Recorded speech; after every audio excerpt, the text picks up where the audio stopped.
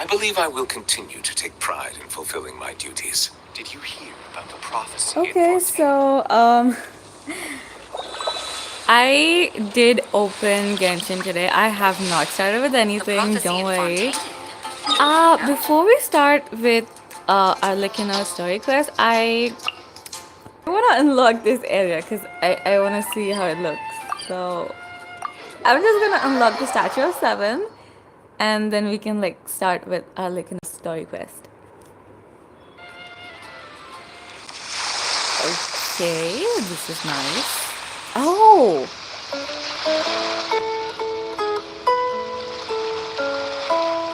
I like the music, and the background is like so good. What? Okay, this is nice.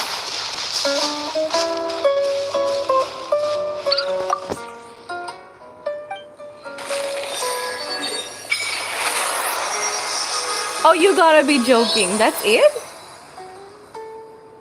Wait. Do we get underwater exploration? Or no?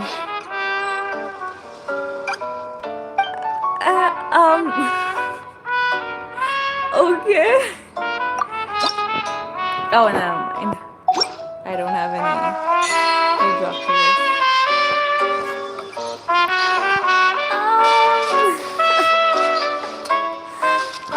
Okay, shit. I am not sure what I was expecting, but nope. There's no aquatic stamina. Help! Okay, I'll probably like understand how I'm supposed to do the exploration afterwards. Because there's like a quest over here, so I'm guessing that's how we start. Anyway, let's start with Alikino story quest though. Is this the yeah? Okay, this one. I still haven't done Lynette's hangout quest, so like that's left too.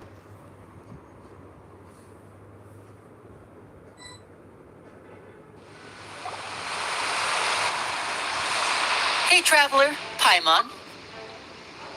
Oh, Paimon Minnie. knows that voice. Over here.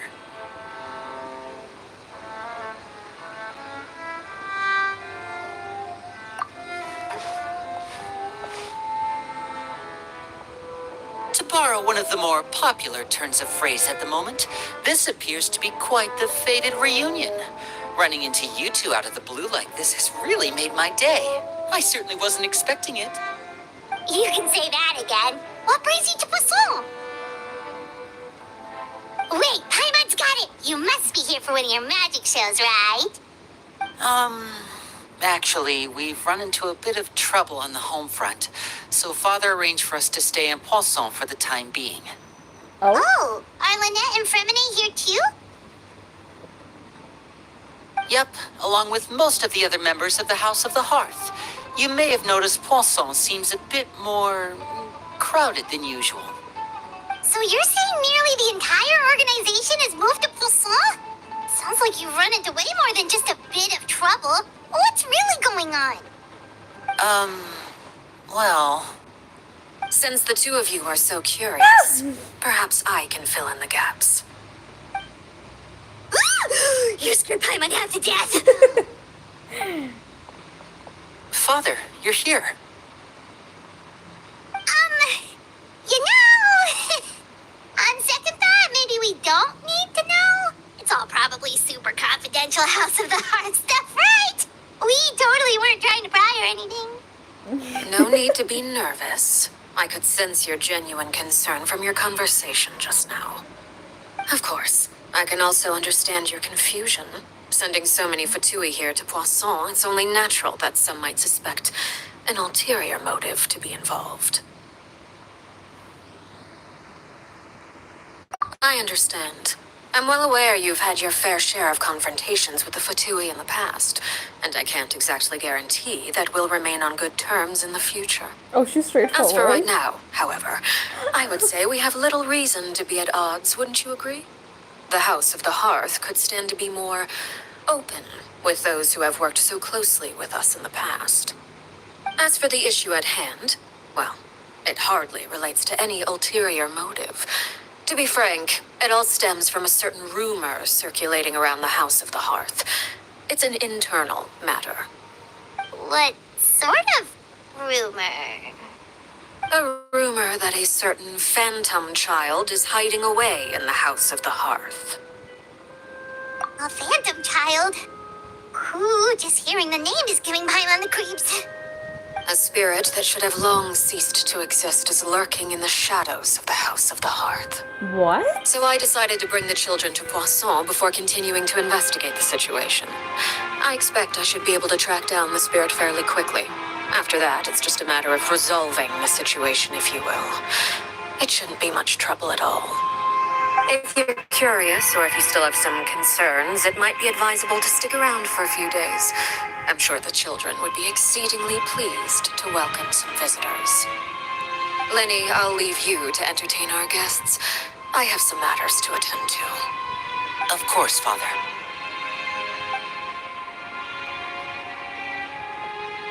Okay.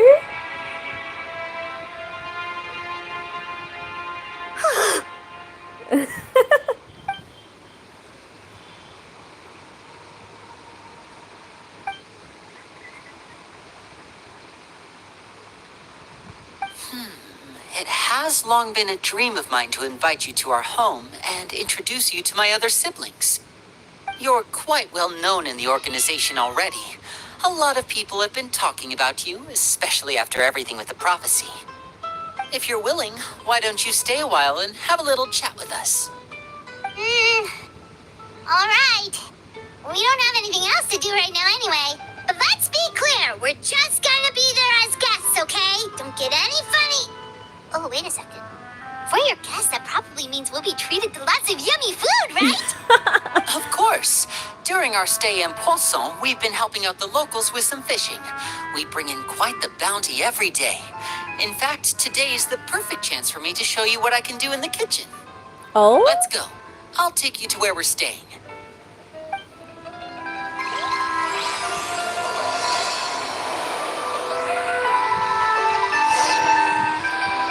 Well, this is interesting. Okay, there. Okay. I am gonna check my crowd density because I like having a lot of people around. uh. Okay, I'm not sure where that is. Hey, it is high. Why am I still seeing such low people around?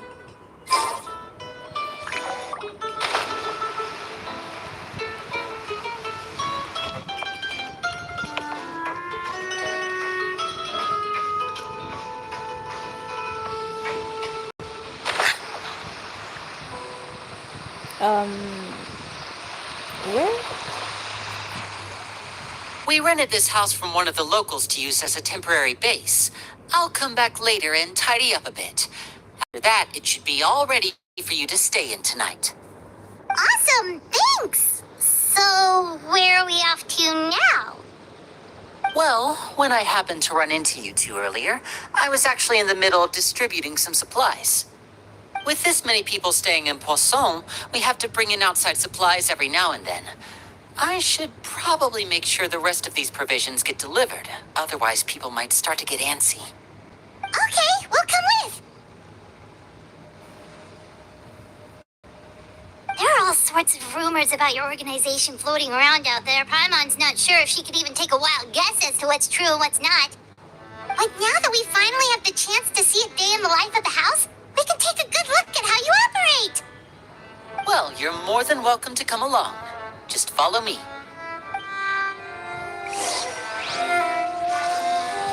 Alright. Okay. Wait. Oh.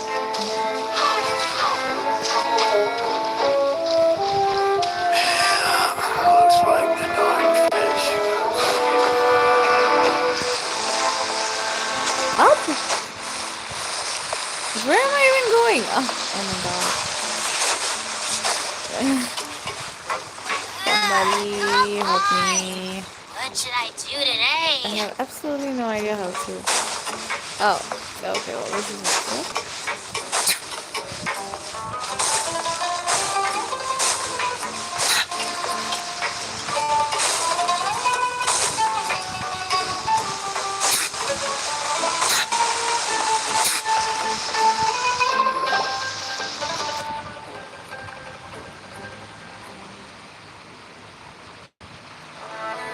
Lenny, you're finally here.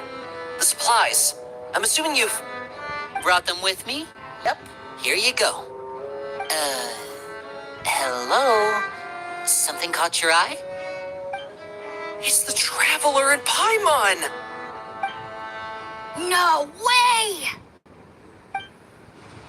Come here, everyone! Hurry! The Traveler and Paimon are here! They totally ignored Lily. Oh my god. One at a time, please. Don't crowd around them all at once. We don't want to scare off our guests now, do we?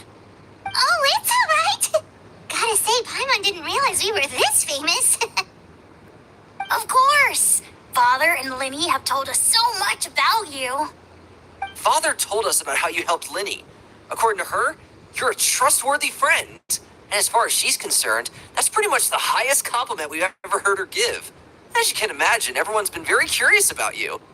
I heard the Traveler is so strong that she can move a mountain with her bare hands. I heard Paimon eats so much that she can clean out the entire pantry at Hotel de Boer in just 3 days. Wait a second! That's the rumor you heard about Paimon? Oh my we're God. cool at all. Oh wait, when guests visit, you're supposed to give them gifts and stuff, right? Oh, we don't need something like that. Besides, we don't have anything to give to you. Come on, we insist. I can give you some of my new potions. Just pick your poison. And by that, I mean medicine or actual poison. I've got both. What? Or maybe Shaplo can teach you guys about stealth. He's super good at it. He's never been caught. Ah, now that's not a bad idea. I know you usually prefer to fight head-on, but it never hurts to expand your bag of tricks, right? When it comes to eliminating your enemies, staying quiet can go a long way. Trust me, I would know. I was poisoned not too long ago, and I'm still dealing with the after effects. So I'm not quite as good as I was before, but I can still give you some pointers. Wait. When you said gifts, I didn't think you meant poison and stealth tactics. But those are the best things we can give you. You don't like them? Ooh, how about this? Tell me the name of someone who really annoys you, and we'll teach him a lesson for you. What? Oh my god. All right, Fold, Selwar. I think that's enough suggestions for now. When it comes to being a good host, it's the thought that counts. You don't need a physical gift to make our guests happy. In fact, pestering them with suggestion after suggestion might make them more annoyed than anything. I would say your enthusiasm has certainly gotten across. Really? Awesome! It's been so long since we've had guests to play with. If there's anything you need, just let us know. Yeah, especially if it's poison or something. Oh my I got all god. sorts of potions for that. Why is she so obsessed with poison? Well, we'll talk to you all later. We've still got supplies to distribute. All right, see you later.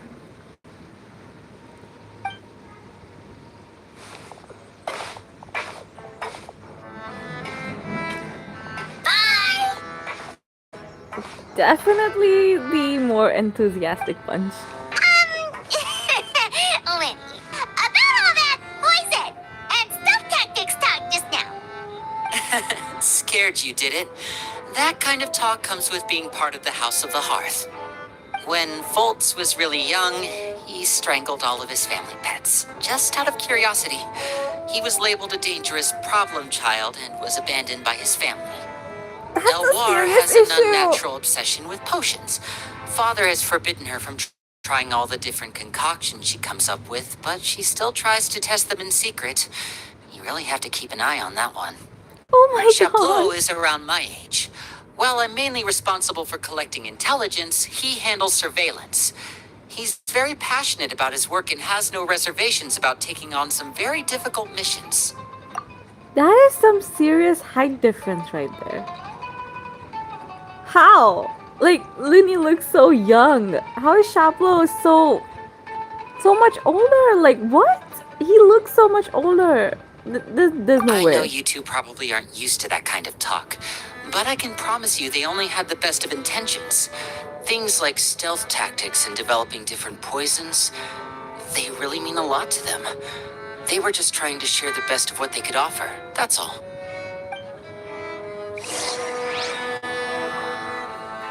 Okay, wow. House of the Heart is super sus. Oh, where am I supposed to? Oh.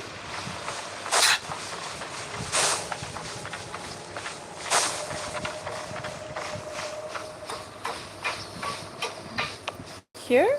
Okay. Filio, supplies are here. Thanks.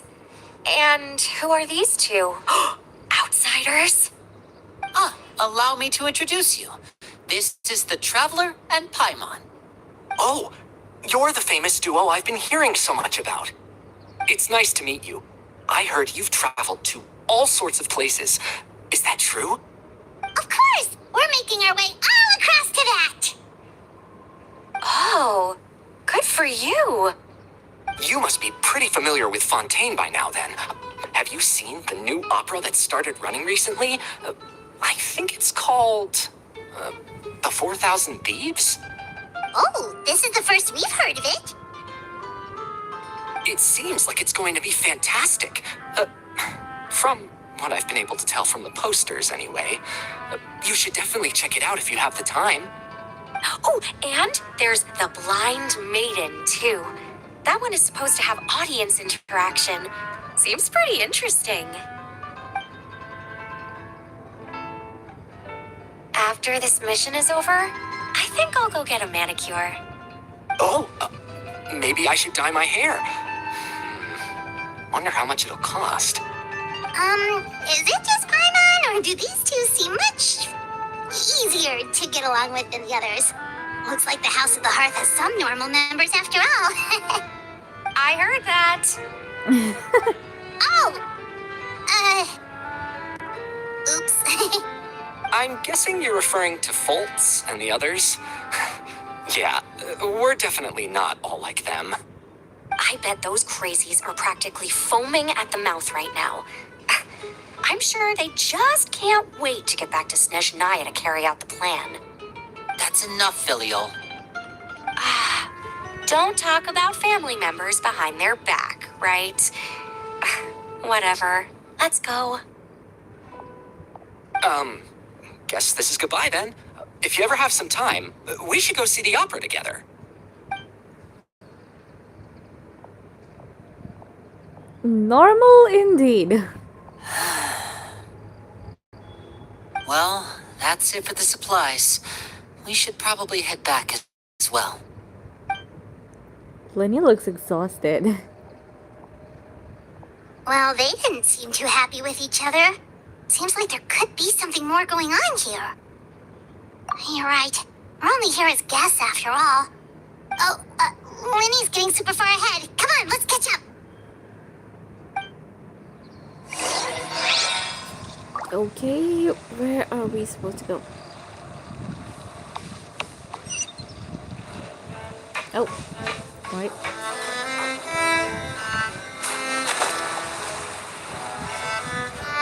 Wait. Okay.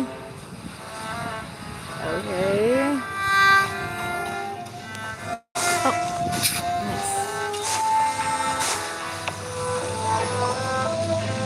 nice. So, what do you think of the members you've met so far? Well, Father is always encouraging us to be strong-willed and independent.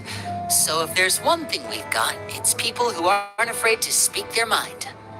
Well, I should probably get cooking. Wanna join? Of course! Sure. Then let's head out. Huh? Fremine, what are you doing here?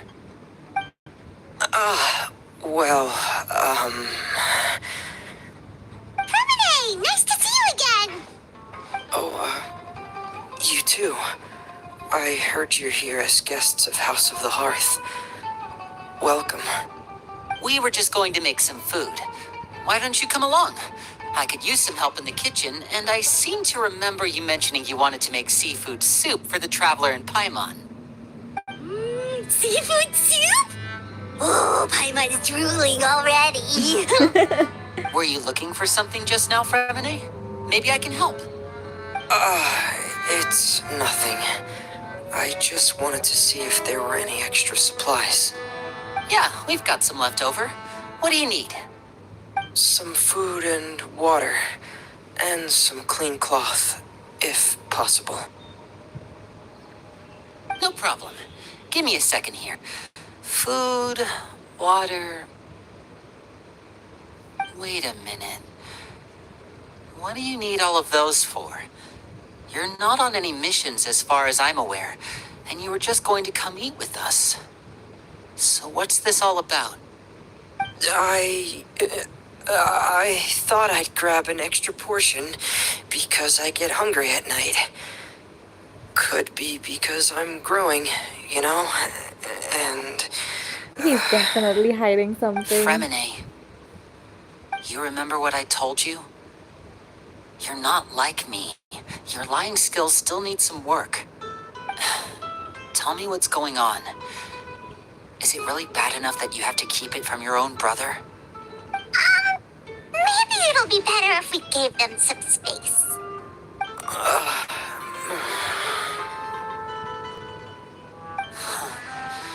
This is the first time I've seen that kind of look on your face. Whatever happened, does it have something to do with Father? yes. Just follow me.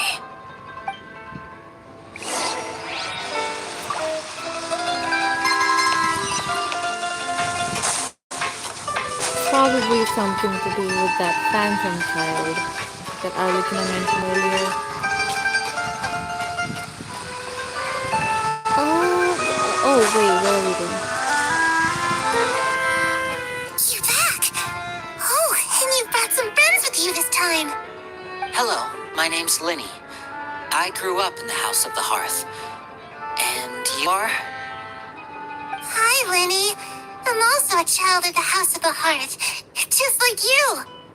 You can call me Clairvy. Clairvy?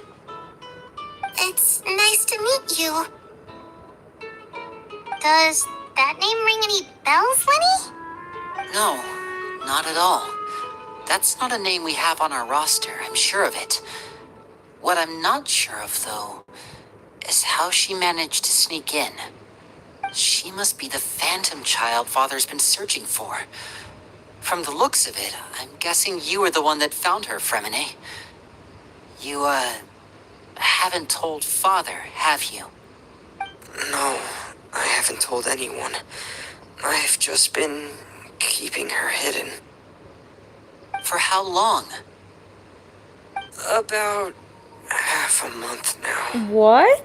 So ever since we got to Poisson, then, do you have any idea what you're doing? I know what I'm doing. Really? Because from where I'm standing, it looks like you're hiding the very person Father has been trying to find.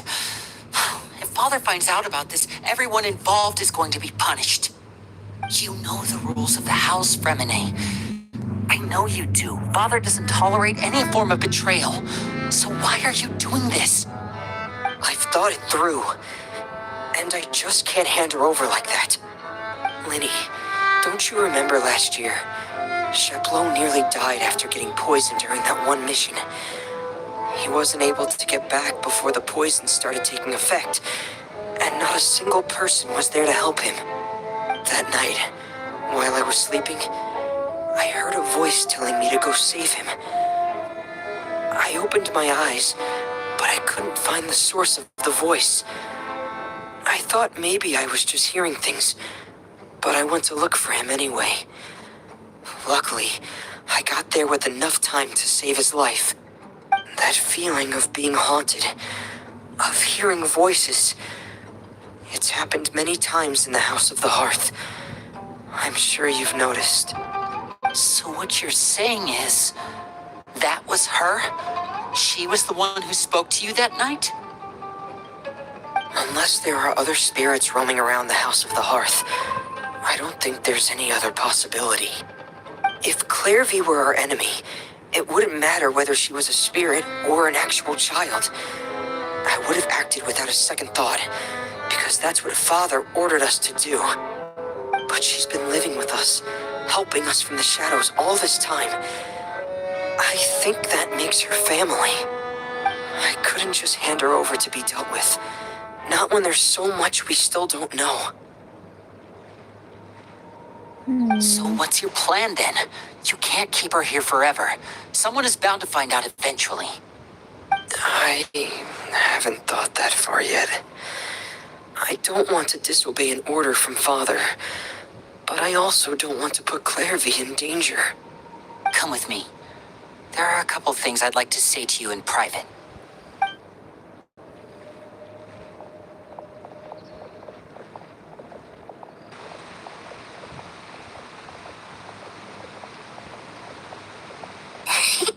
Those two sure care a lot about each other.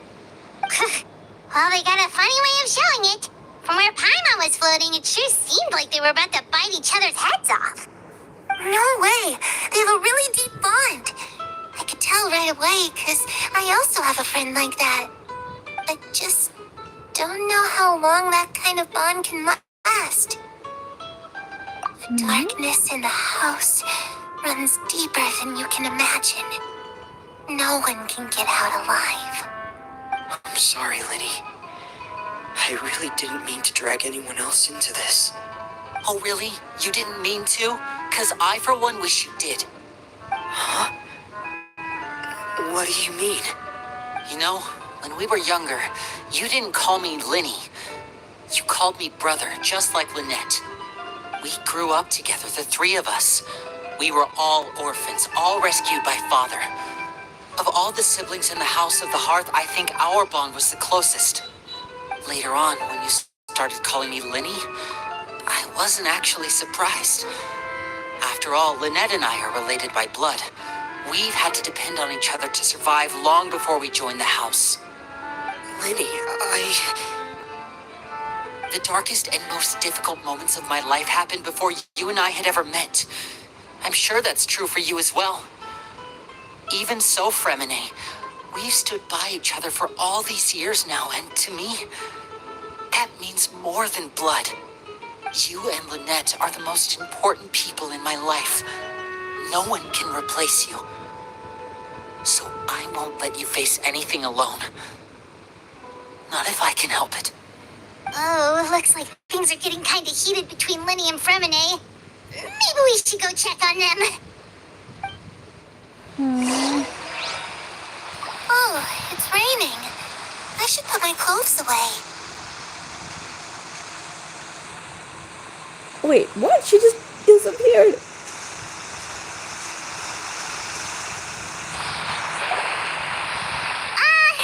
Hey, you two!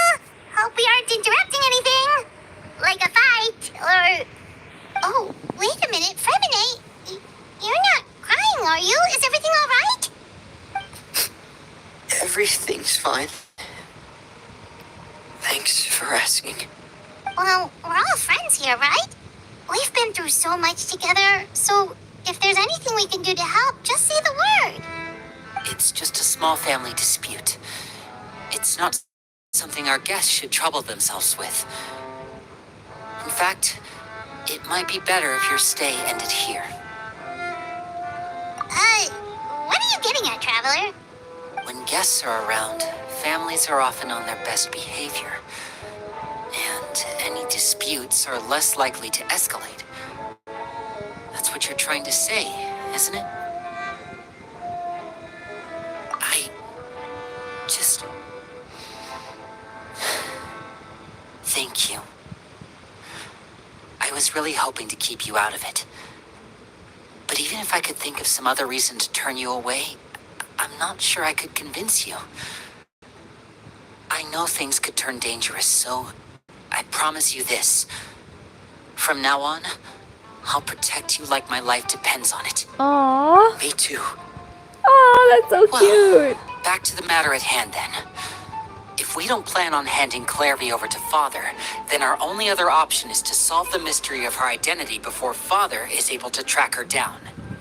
That means finding out where she came from and what she's doing here. Then we can send her on her merry way and pretend like none of this ever happened. I've tried that already. And? And nothing. I tried taking her somewhere really far away, but after some time, she just reappeared. What? She even came with us all the way to Poisson. It seems like wherever the house is, she follows. I don't know much about spirits. Do you two have any ideas? Let's see here. Paimon remembers hearing something like, if you fulfill a spirit's last wish before they die, they'll let go of whatever's keeping them here and return to the ley lines. Oh, it's just that Paimon doesn't really remember where she heard that, so it's not guaranteed to work or anything. Well, sounds like it's worth a shot. Guess that means we should go ask her about her wish. But first, Fremine, I need you to promise me something. What is it? I need you to promise me that this will stay between the two of us. We're the masterminds behind this whole thing. No one else gets involved. Can you do that for me? Of course. I promise. All right. Then let's seal the promise just like when we were kids. Fist bump on 3. Ready? 1, 2, 3. Wait, they're not telling Lynette? She's here.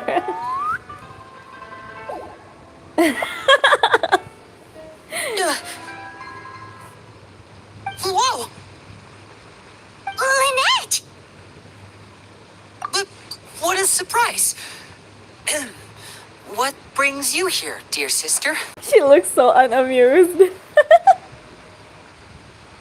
And, when exactly did you get here?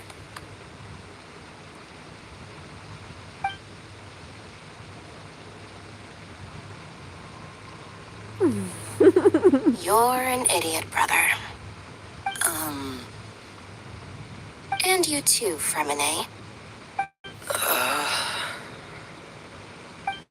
Oh my gosh. You 3, Traveler. And you 4, Paimon. Wait, what did we do? I've seen Clairvy around the House of the Hearth before. I hadn't seen her in Poisson, so I figured she must not have come with us.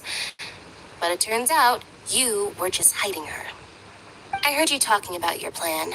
Rather than steering clear of the situation, I'd rather fully join in.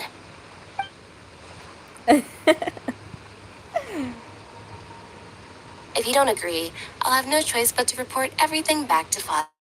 Oh my Simple as gosh, that. the blackmail. You're not giving us much wiggle room here, Lynette. Well, I guess we're all in this together then. After we talk to Clairvy, we'll figure out our next move. There's no time to lose. Let's go.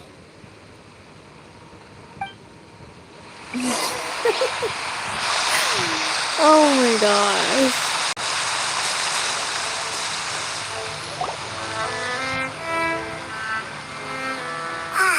I'm full. Thank you for bringing me this food, you guys. She said she's full, but the food doesn't look like it's even been touched. That's right.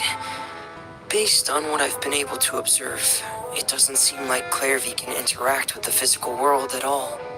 Still, when she's presented with food, she'll always linger around it for a good little while. Maybe, in her mind, she really is eating those things. Does she know that she has already passed away? I've tried to ask her, but she didn't answer. My guess is that she's just as confused as we are. Or maybe she couldn't understand the question at all.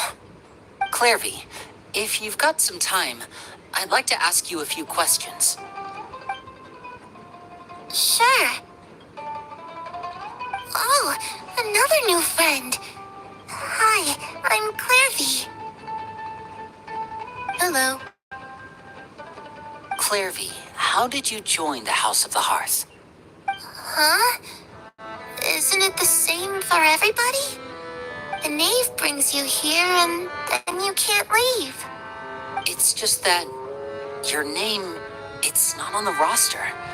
And I've never seen you before. The roster? Oh, I get it now. I think there might be some things you don't know about this place. The people in charge, they're not as nice as they look. They say they keep a roster, but it's not complete. There are a lot of people who aren't on it, and never will be. In this house, some people are family, and other people are just test subjects. Whoa, whoa, Those whoa. kinds of people aren't ever going to get a place on the roster. Unless it's the roster of people who've been executed. Wait, does that mean the knave... She... Is there anyone that can vouch for you?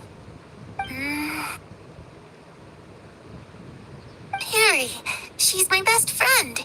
She's the only one I trust in this place. Have either of you heard of that name before? No. Me neither. Clairvy, Perry. Neither of those names are on the roster. But it seems like she's telling the truth.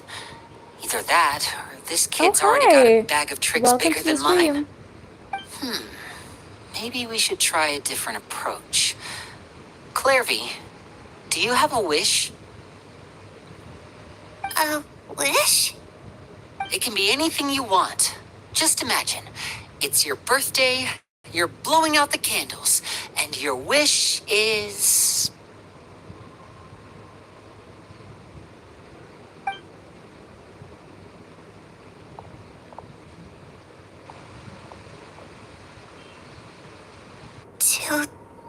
To go outside, where the sun can find me. That's it? Well, that sounds easy enough. I don't think it's that easy though. The darkness in the house runs deeper than you can imagine. No one can get out alive.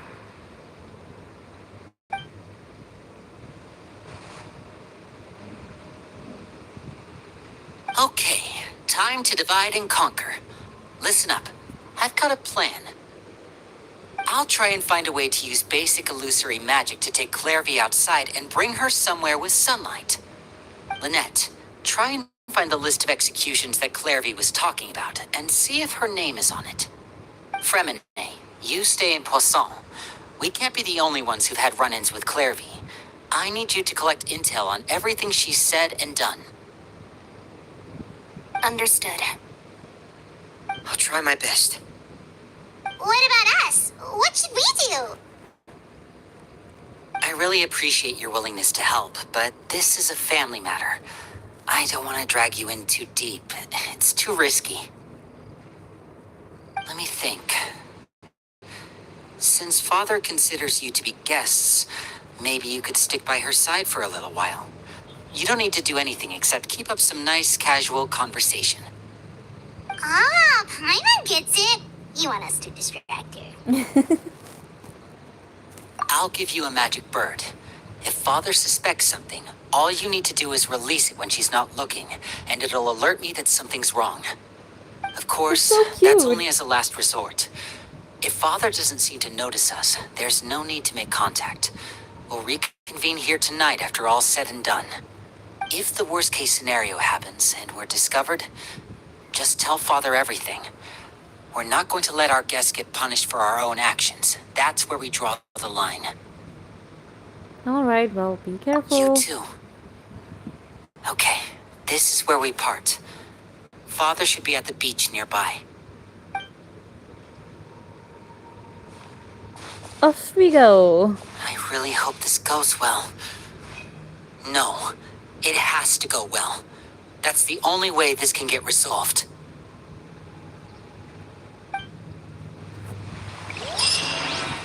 Alright. Wait, I kind of want to see what conversation these two have. Clairvy, I'd like to take you somewhere. Is that okay with you? Sure. Where are we going? Nice. Okay.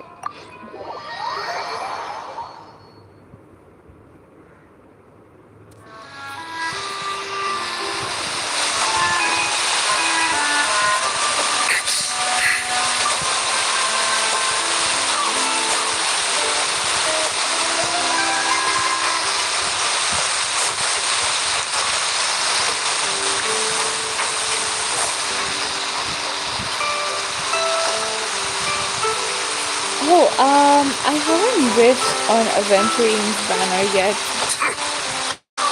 But, Aventurine is guaranteed for me, so I am kind of wondering if I should wish or not.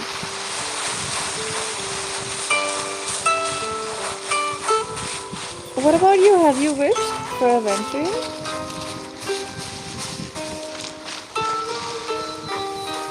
Oh, child here! It's the knave. And child. Hey, aren't you supposed to be in Snezhnaya recuperating? What are you still doing in Fontaine? Oh, it's you two.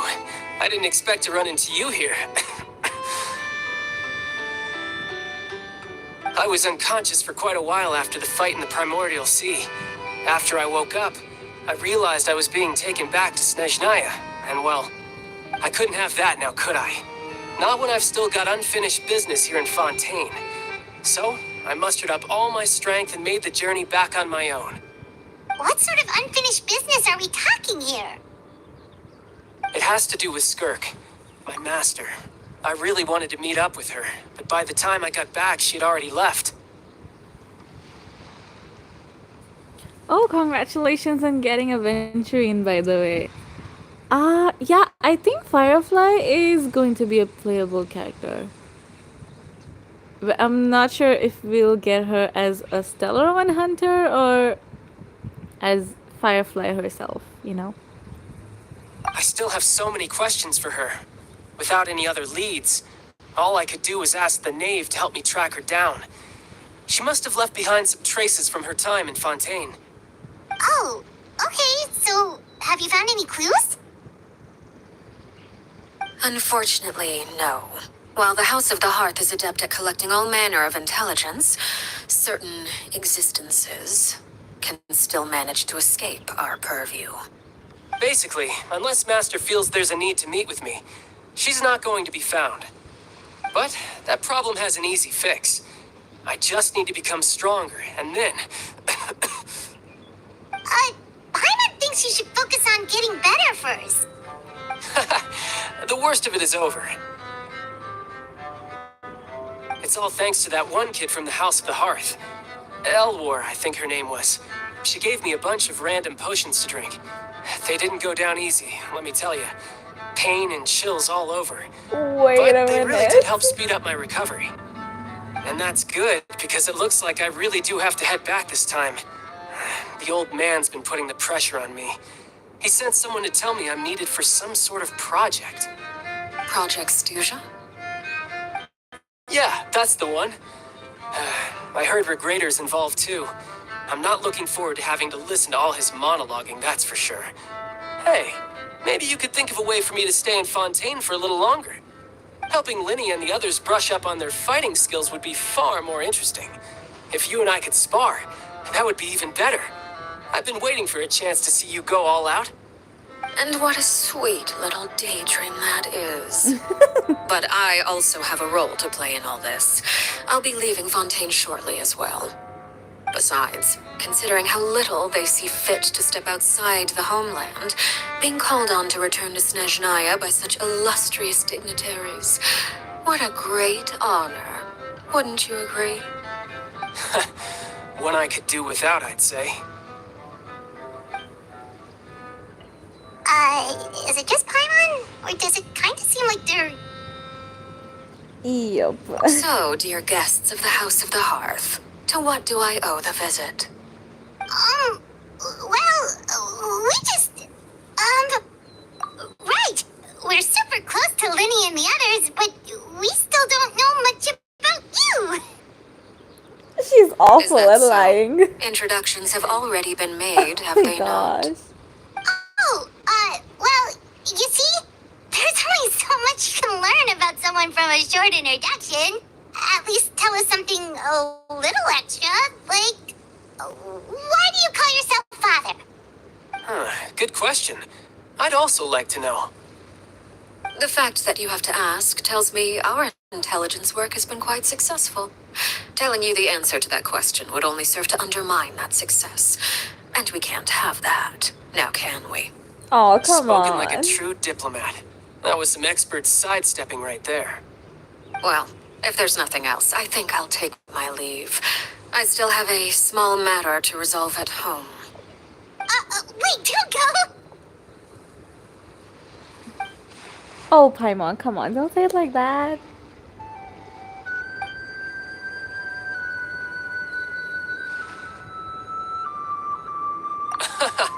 I'd also like to hear the answer to this. I've met some of the members of your organization, and they all seemed like really good kids. They actually reminded me of Tonya and Tusser. Which, by the way, if you ever betray them, I'm just letting you know, I won't let you off easy. Oh, damn. Why would I betray them? Well, you've already betrayed the House of the Hearth once, haven't you? At least, that's what I heard.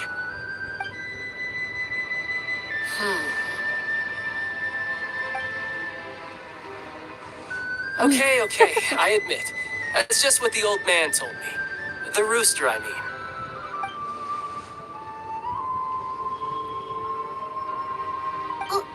Wait, did you really do something bad to those kids? Never mind what I've done. I'm more curious as to what the mighty rooster had to say.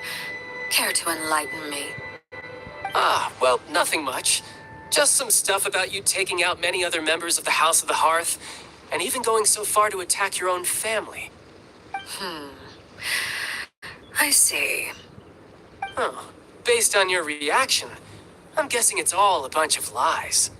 Hardly. I don't appreciate his particular turns of phrase, but I suppose he didn't say anything untrue. What? Although, it would be more accurate to say that there is a certain level of prejudice involved. But I don't intend to clear that up just yet. Prejudice has a funny way of concealing the real truth behind certain things, an attribute that I find to be quite advantageous. Call yourself a Fontainian, for example, and people will assume all sorts of things, when the real truth is that this is simply the land where I was raised. Huh? You're not actually from Fontaine? But then why did you try to help out with the prophecy and everything? I was trying to protect the children born in Fontaine. Claiming that I myself was a Fontainian simply made it easier to operate. People would hardly suspect a fellow Fontainian of having any ulterior motives. Who wouldn't want to save their homeland after all? The Damn. primordial sea wouldn't have any effect on me, but it would have caused great harm to the House of the Hearth. Well, you wanted extra information, didn't you? There you go. I hope that satisfied your curiosity.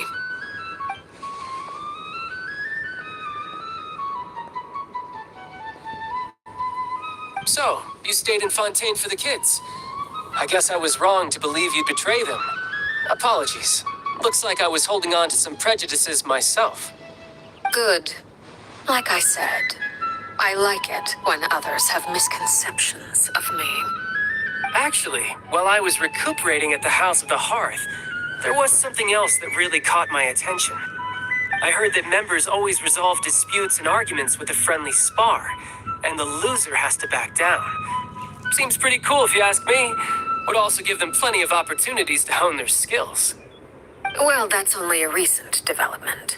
In the past, such spars weren't nearly so friendly. The losing party would lose everything, including their life. What? They were that high stakes? That is like. Whew, at least that's not a thing anymore. Well, the current atmosphere's not half bad. I'm a bit jealous, actually. You've got so many family members around you, and you even get to live with them. Having a lot of family around means dealing with a considerable amount of bickering and scheming. Once Tonya and Tusar enter their rebellious phase, I'm sure you'll understand. Just imagine. Tusar becomes obsessed with plucking out strands from the rooster's mustache, or Tonya decides to dye her hair 42 different colors. Oh my gosh, poor child. Okay. I get the picture. I kind of feel bad for him.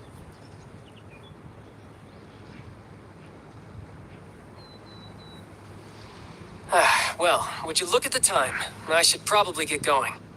Traveler, Paimon, I'm not sure where our paths will cross next, but the next time we run into each other, we should definitely try and find some time to spar.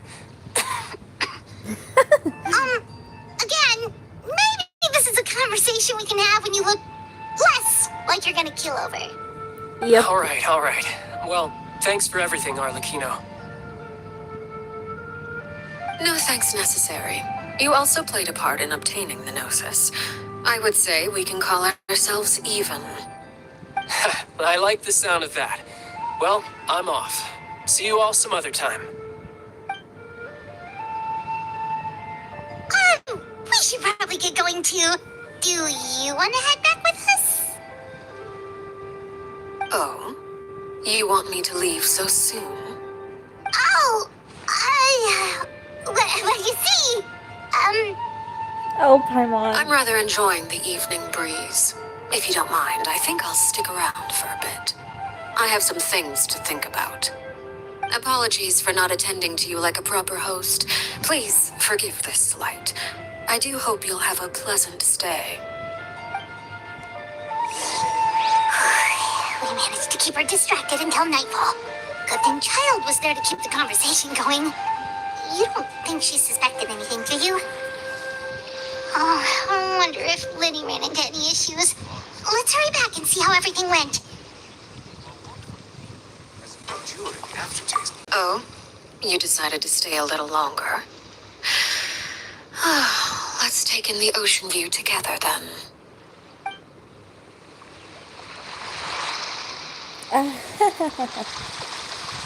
Oh wait, is that a sea leaf?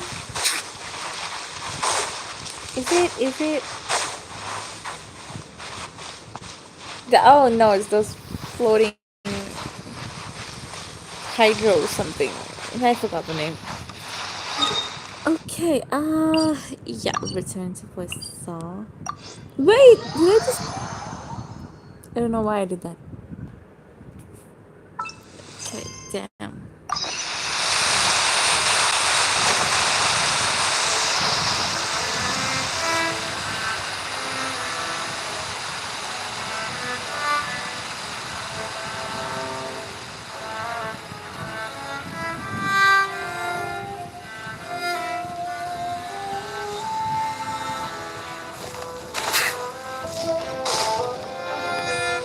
Well, Lenny, how did everything go?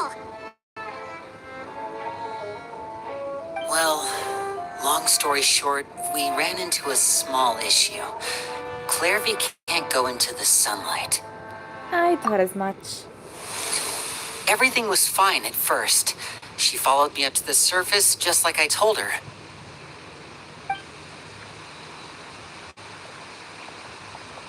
But as I led her out of the shadows and into the sunlight, she vanished. I turned around and there she was, standing at the edge of the shadows, silently watching me. Huh. Maybe she's afraid of sunlight, or... No, it wouldn't be her wish if that were the case. Well, we could always try pushing her into it. Oh, true.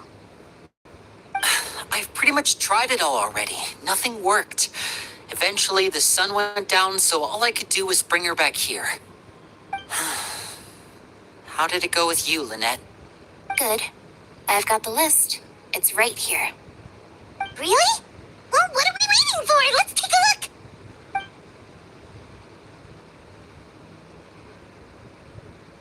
Oh, that's a lot of pages. Oh, it's gonna take forever to get through it all. We can each take a section. Here.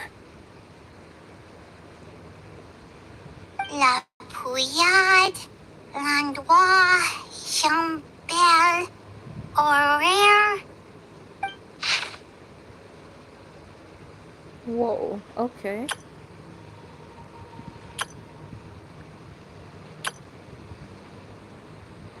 Oh, yikes.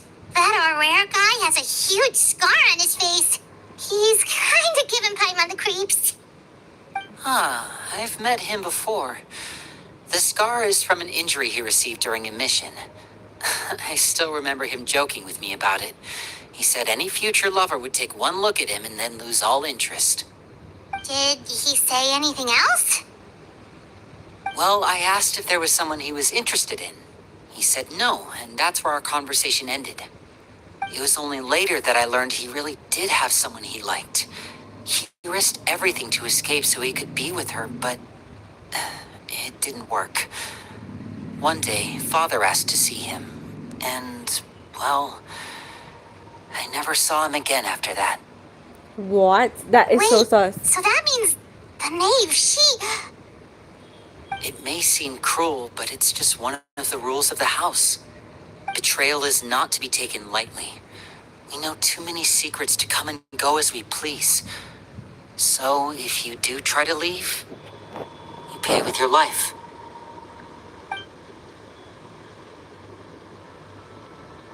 Her name's not here, huh? Well, that's not too surprising. It doesn't seem like this list is complete. It only contains records dating back around 5 years. Let's shift our attention then. Fremine, were you able to find anything out? Fremine. Sorry. I was thinking about something. I managed to talk to quite a few people, but I couldn't help but notice that the atmosphere in the house was a little... strange. Strange. Yeah, I know there have been arguments in the past, times when people haven't gotten along. Chaplot and Filiol are a good example of that. Oh, those are two of the people that we met while delivering supplies. Paimon can see how they might not get along. They had very different vibes, and their, interests seem to be pretty different as well. That's to be expected, actually. Father brought us all here, shared her knowledge with us, taught us how to fight. That's one thing we all share. But that's also where the similarities end. Not all of us feel the same desire to stay here. As members of the House of the Hearth, we're also considered part of the Fatui. And to a lot of people, that's an identity they never asked for. Certain members get older and realize they want something else for themselves. But considering the rules of the house, most people would never say that out loud. People like Chaplot and Foltz are loyal to Father and her vision. They're proud to be part of the Fatui. Filiol and Nantoy, on the other hand, well, they aren't quite as enthusiastic.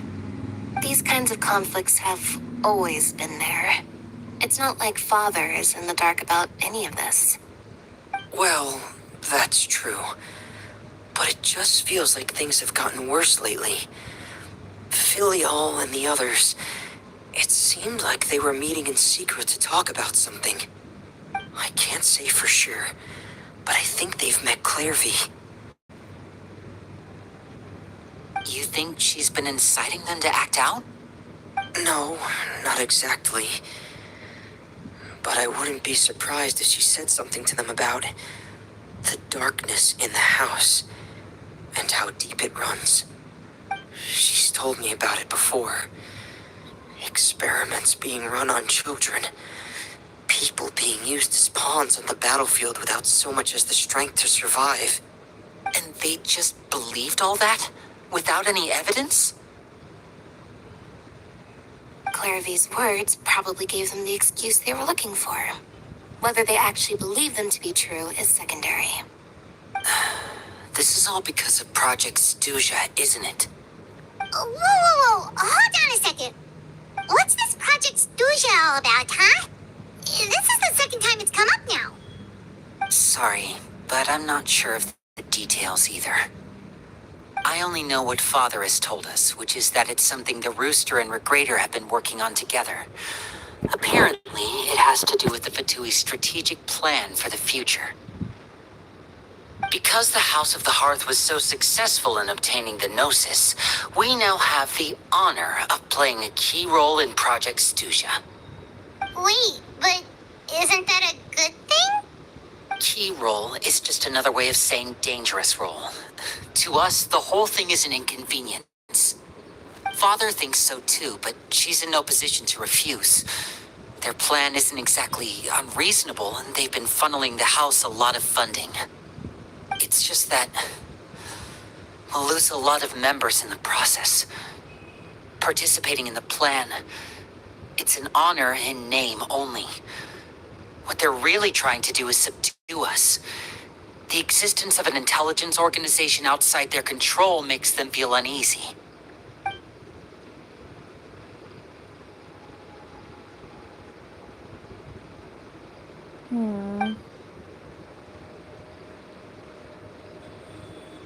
Okay, super complicated top secret Fatui business aside, what does all of this have to do with the conflicts you were talking about earlier? Paimon doesn't get the connection. External pressure has a way of exacerbating internal strife. You can't overlook the power of fear either. People are afraid of dying, and that fear is often the impetus for a lot of stupid decisions. I thought resolving the Clairvy situation would make everything go back to normal. But it looks like things are more complicated than I thought. If we leave Filiol and the others to their own devices, sooner or later, Father will be forced to take action. We can only focus on one situation at a time, brother. You're right. Even if we confront Filiol and the others, it won't do any good. It might even make matters worse. We should focus on Clairvy for now. Well, it's getting late. We should head back and get some rest. We'll try again first thing tomorrow. Lynette, you stick with me this time. Fremine, keep a close eye on Filiol and the others. Make sure they don't do anything they'll regret. Good work today, everyone. Have a good night, and I'll see you tomorrow. Why do I get the feeling like they're being watched? It could just be me, but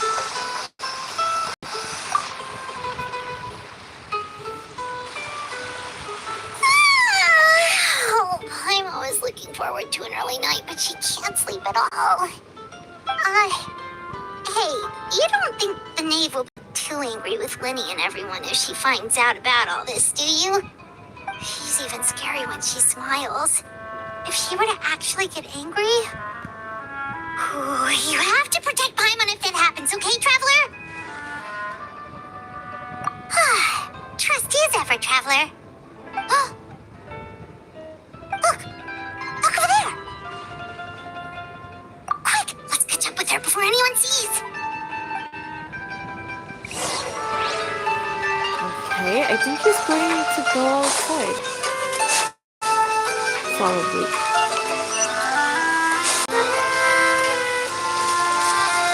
Wait. This is so confusing.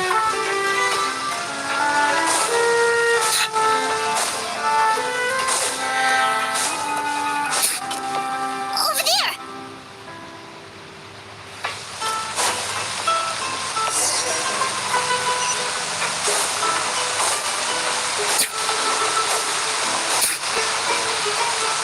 Oh, where is she going? Oh, if someone sees her, we're toast!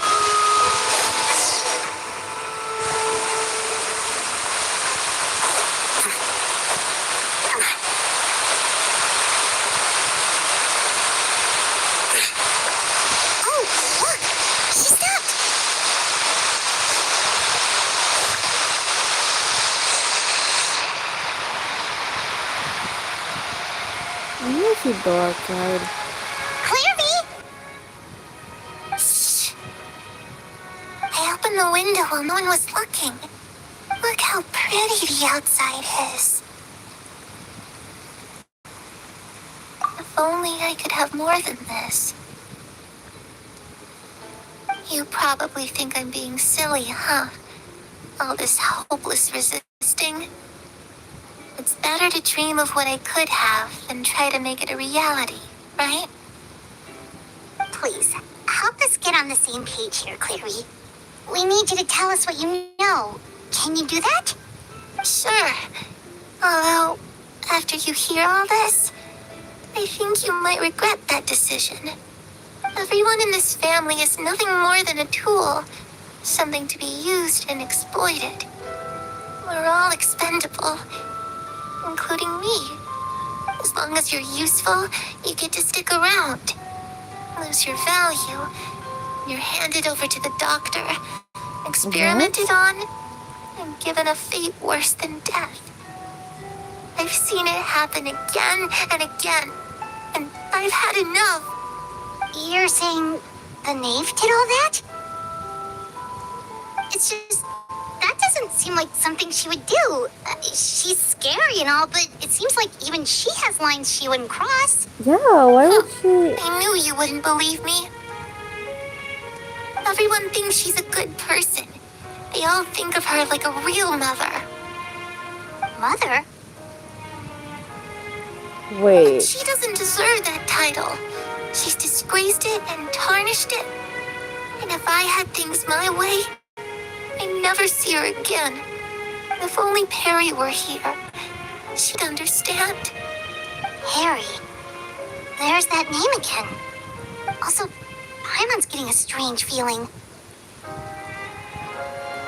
It almost feels like she's not really here with us.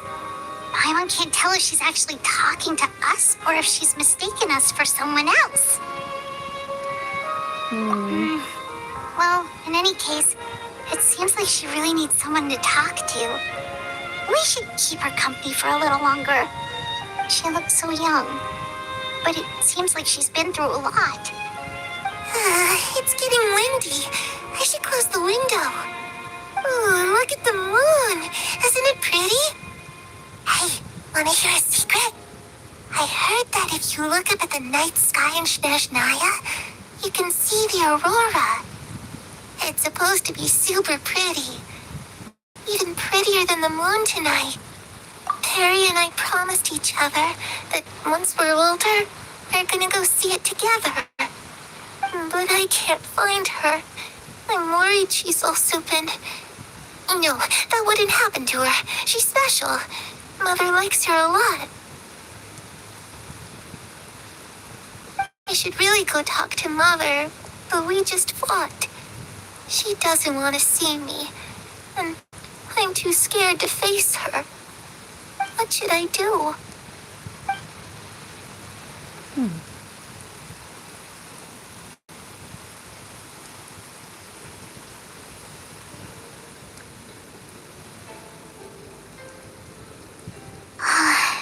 Paimon really doesn't understand what's going on with her. Well, let's head back. We've got an early morning tomorrow.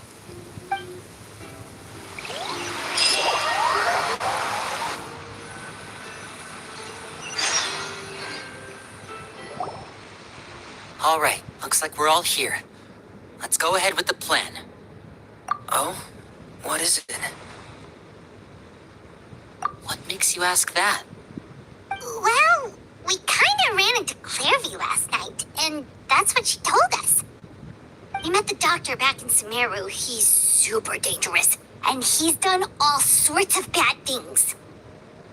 It's possible that Father and the Doctor have had certain dealings, but I don't think Father would work with him. We're not really on the same side, so there's not a lot of trust between them. That doesn't exactly set the stage for a successful partnership. I did hear, though, that when Father first became a Harbinger, the Doctor offered to work with the House of the Hearth. Father rejected most of his proposals, except for one. It had to do with some sort of secret experiment.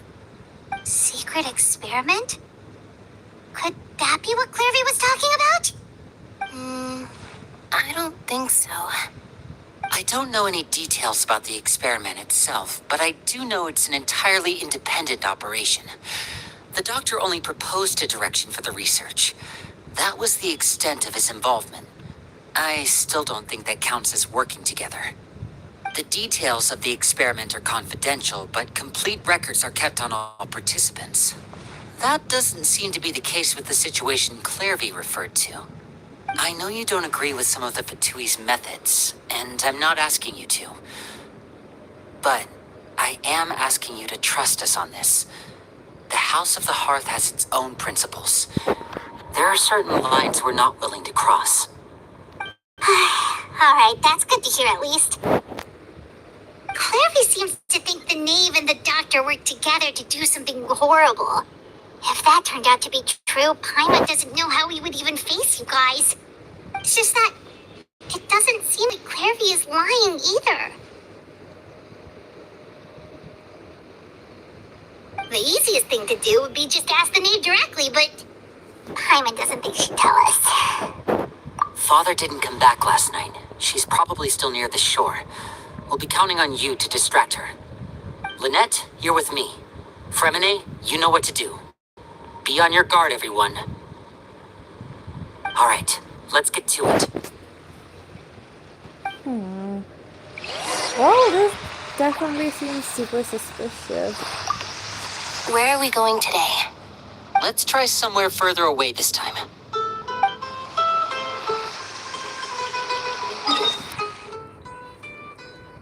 Okay, I'm just going to fly down from here.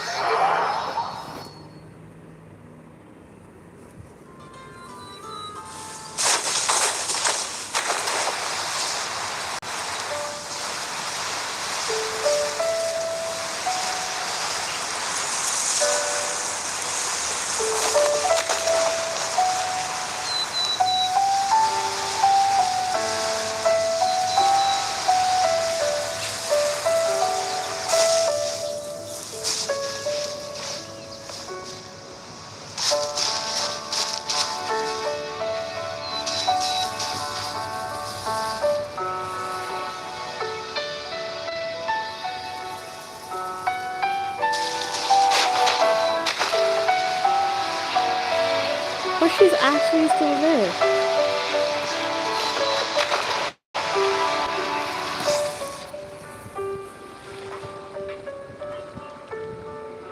Ah, it's you two again. I must say, you look a bit pale.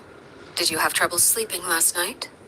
A little. Perhaps if you had less on your mind, you'd be able to absolve yourself of such troubles. So what are you planning to do now? Catch up on some sleep? Or should I give you some time to rack your brain for a topic to discuss before I ask any questions? Although I must profess to being curious. Without child here, how do you plan on distracting me? She knows. Us? Distract you? A good one.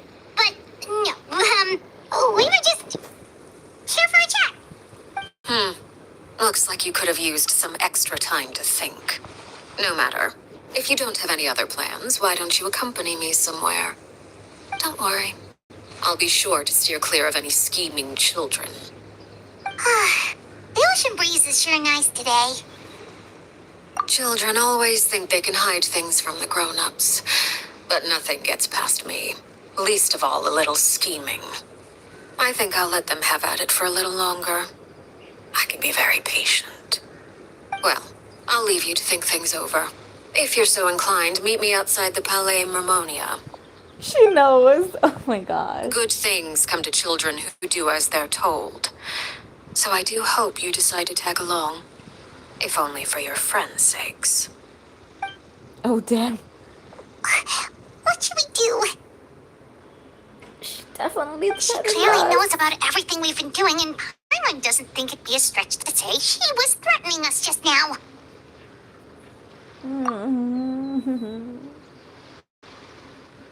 Oh, we've had it. Oh, good idea.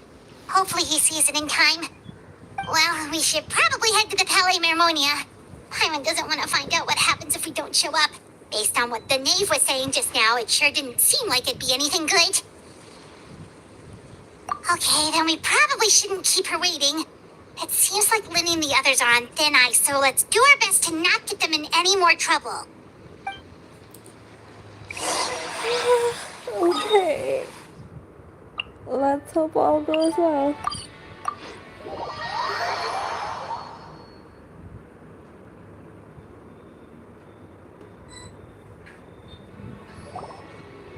Seeing as we still have some time before my meeting, we might as well enjoy some pleasant conversation while we wait. I'm glad to see you get along with my children. Being surrounded by good companions is necessary for a child's development. You're not planning on doing anything to them, are you? I assume you're referring to Lenny, Lynette, and Fremine. Although, there's that situation with Filial and Nentoy as well. It appears quite a few people have been acting out lately. No matter. I'm not one to discriminate. All those who betray the house meet the same fate. There are no exceptions. What? Does that mean Take you're a going to kill chill. them? Oh, are you here to beg for their lives? I'm sorry to disappoint, but the rules of the house change for no one. In my organization, everyone is responsible for their own actions.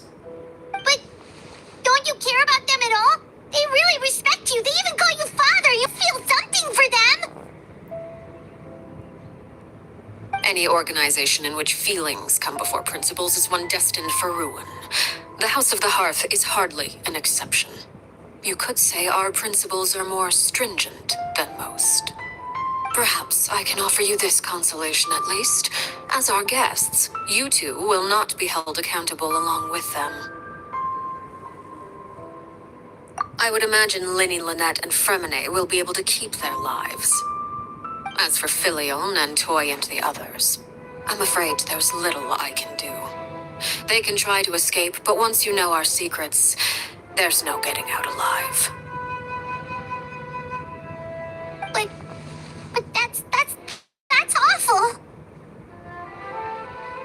Ah, you seem concerned. Out of consideration for my guests, I suppose I could turn a blind eye for a little longer. If Linny and the others manage to dispose of Clairvy in the meantime, all evidence of their wrongdoing will be lost. In that case, I could hardly punish them for something I couldn't prove. If their efforts are unsuccessful, on the other hand, all will be held accountable. And the punishment will be severe. Of course. Oh, and here, I believe this belongs to you. What? Do try and keep better track of it next time. It takes a considerable amount of time to train a bird like this. It would be such a pity if you were to lose it. Permanently. Wait, where did you get that? Well, I'm afraid that's all the time we have to chat. Now, for the matter at hand.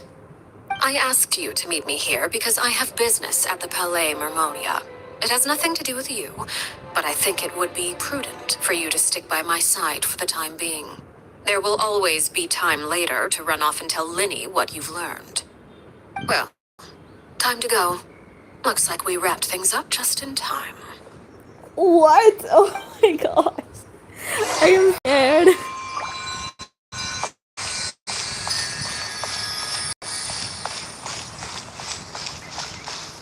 Arlecchino is super scary, holy shit.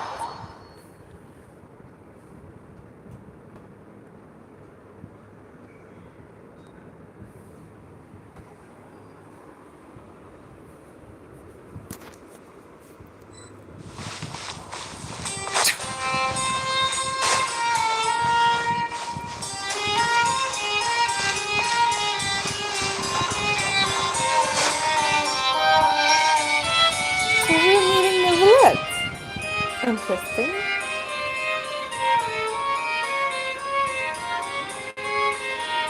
It's been a while, Monsieur Neverlet. I must say, I wasn't expecting my meeting request to be approved quite so quickly. The Palais Mermonia operates with an efficiency worthy of admiration. It is only right that an esteemed diplomat such as yourself should be afforded the proper level of respect. Although, if I may speak plainly, I must confess that I did not anticipate we would have the occasion to meet again after presenting you with the Gnosis. I see you brought the Traveler and Paimon with you as well. If I may inquire as to the purpose of your visit. I'll be departing Fontaine shortly. There is, however, an outstanding matter that I would like to see resolved before I go. It requires a rather lengthy explanation, I'm afraid. So I took the liberty of explaining everything in this proposal. Please review it at your leisure, Monsieur Neuvillette.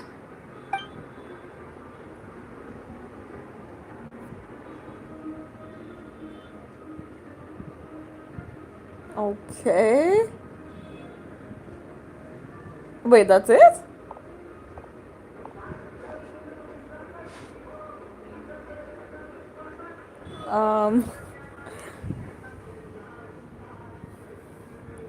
So wait, we just like sit around?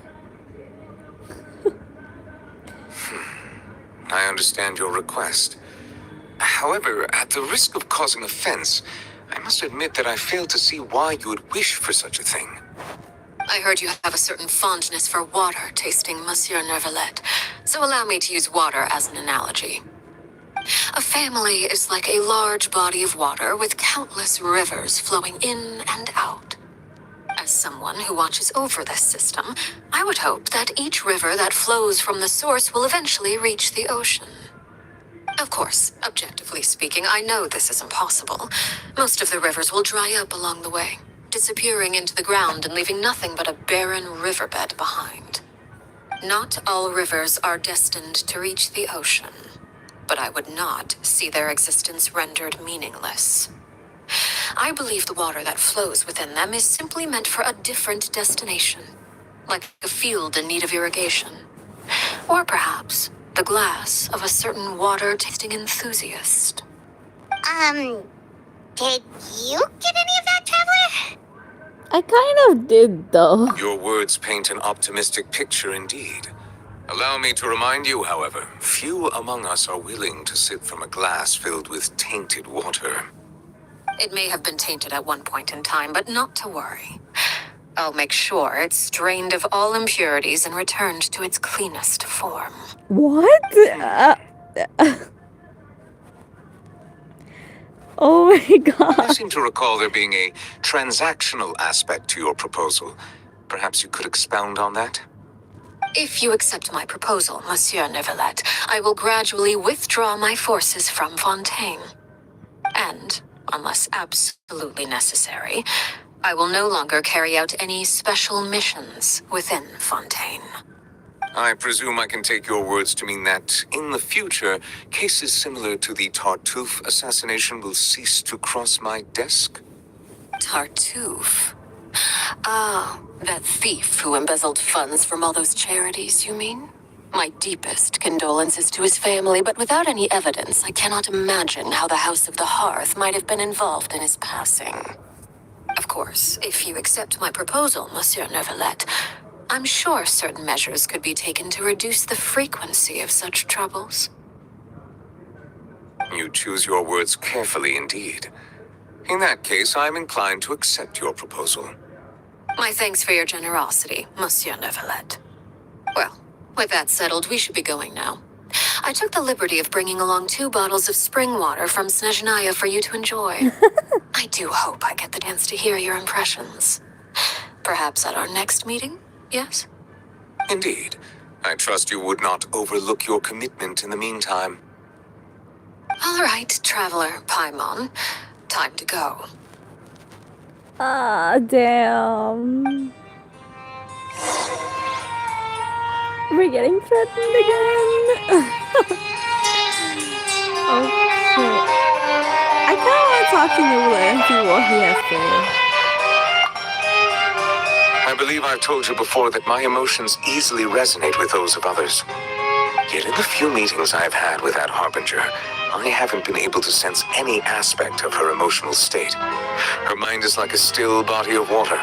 Who knows what darkness lies in its depths, and the lack of ripples on the surface gives nothing away.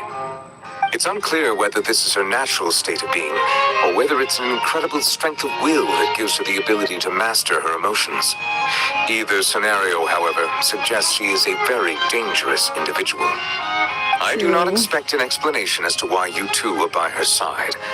Whatever your reasoning, I would only advise you to take caution. He's the only well-wisher we can ask for. Oh my gosh. Okay, off we go, I suppose.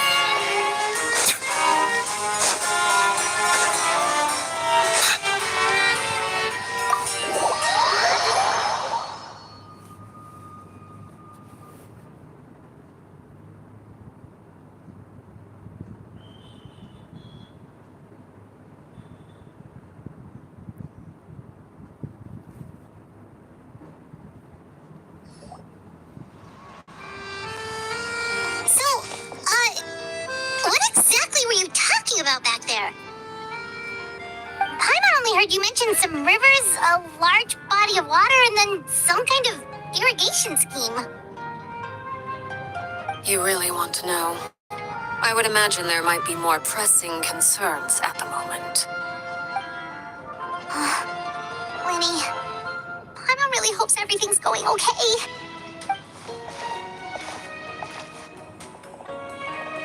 Oh, Paimon recognizes that look. You've got your thinking cap on, don't you, Traveler?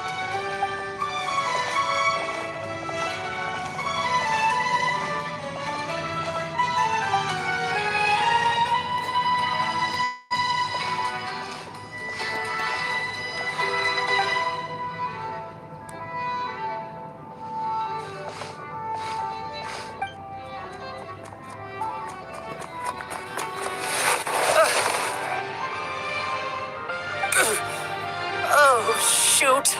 Are you all right? Oh, jeez. I'm so sorry. I was so focused on selling these papers, I wasn't looking where I was going. Wait. Isn't that the guy that we saw in the roster list earlier? He was supposed to be executed, but he's here looking like a new person. Well, let me make it up to you at least. Here, take this paper. On the house.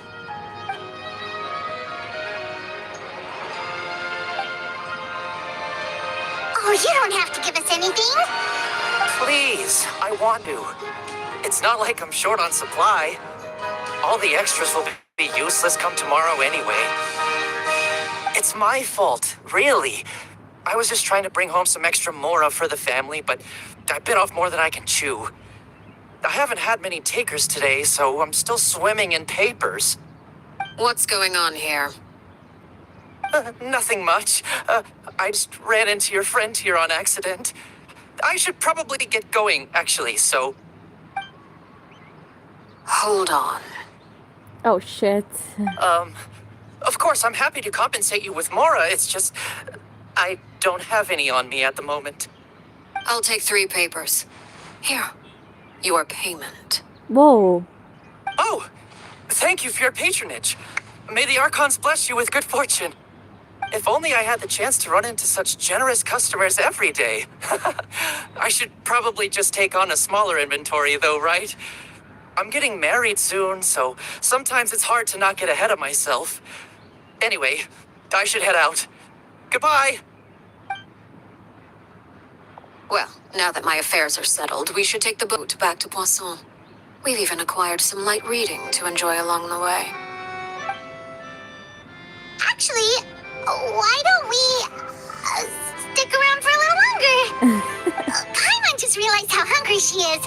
She can't head back to Poisson on an empty stomach.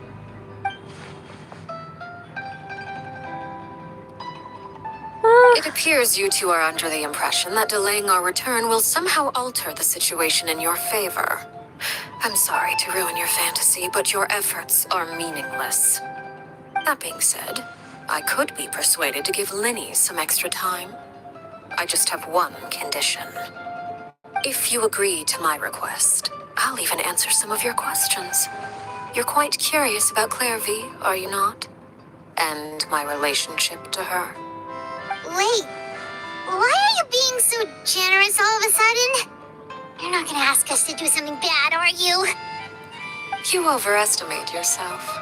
You don't have the talent for bad things. Okay, now that's just insulting. Possibly!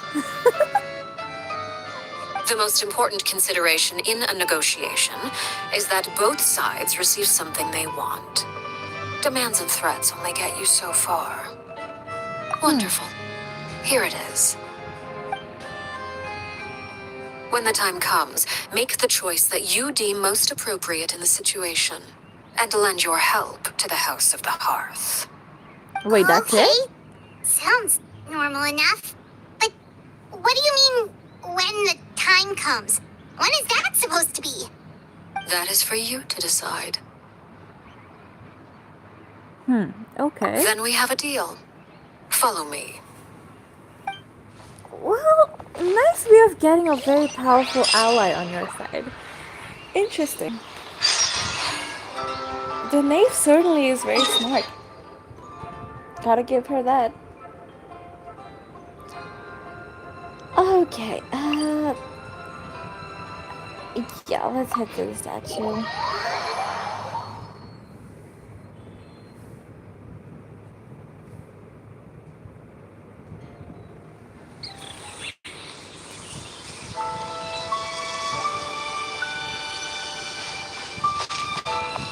Oh, I kind of want to collect these, so.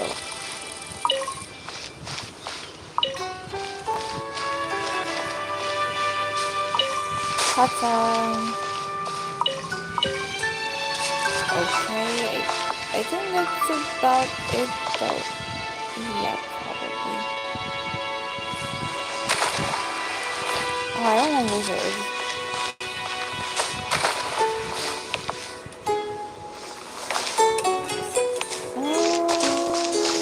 No, okay, that's about it.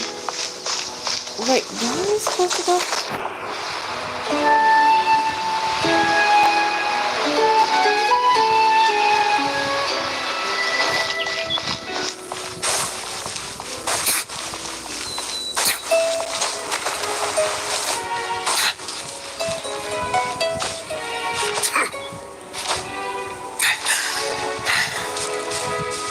Alright.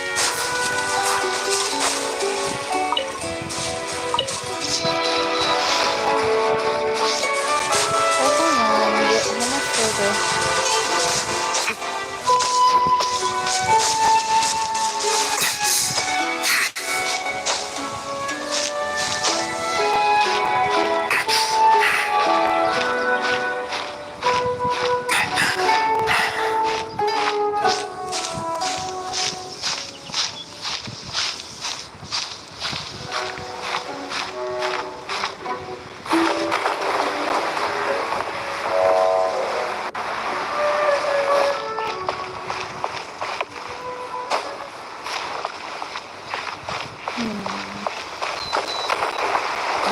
Where is this? Oh, this way.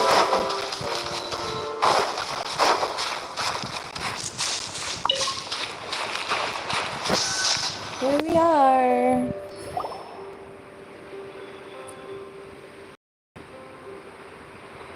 What is this place? Somewhere long forgotten by everyone. It used to be a grand building. Now it's nothing more than a pile of rubble. No one comes here anymore, nor does anyone care about what once happened here. Although, this place does have something to do with the story I'm about to tell you. It was before I became a harbinger, and before Lenny and the others joined the House of the Hearth. Due to certain events, I first killed Clairvy and then her mother. And this is where it all happened. Wait, what? You were the one that killed Clairvy? Why? Patience now. Allow me to explain Clairvy's side of the story first. I'll start from the beginning. Clairvy was 6 years old when she was brought by her mother, Crucible House of the Hearth. From the outside, it seemed like a fairy tale. A thriving family made up of kind adults and friendly children. Crucibina was the knave at that time, and the House of the Hearth was under her control. She was Clairvy's mother by blood, but she was also the mother to all the children in the house. Clairvy was happy here, for a time.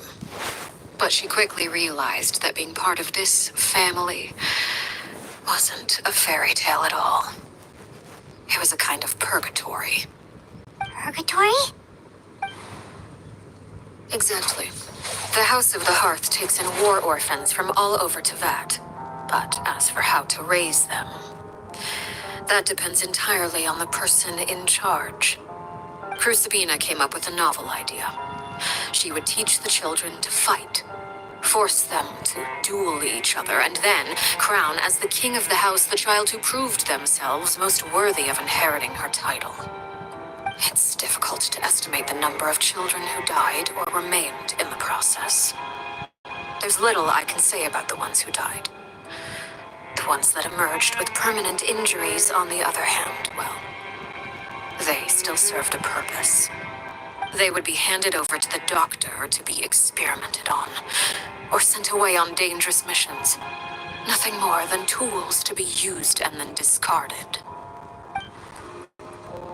So those were the experiments Clairvy was talking about. But what actually happened to her? You said that Clairvy was Crucibina's daughter, so if Clairvy tried to convince her to stop what she was doing, Crucibina probably would have listened, right? Despite being Clairvy's mother, Crucibina cared little for her daughter. She forced Clairvy to join the House of the Hearth only as a means to demonstrate her own impartiality as a mother, to prove that she treated all her children equally. Clairvy did try to convince her mother to change her ways, but it was to no avail. After her efforts failed, the only other option was to rise up and try to fight back. Unfortunately, the other children had already been thoroughly indoctrinated into the illusion of happiness Crucibina had created. Of course, there was one exception.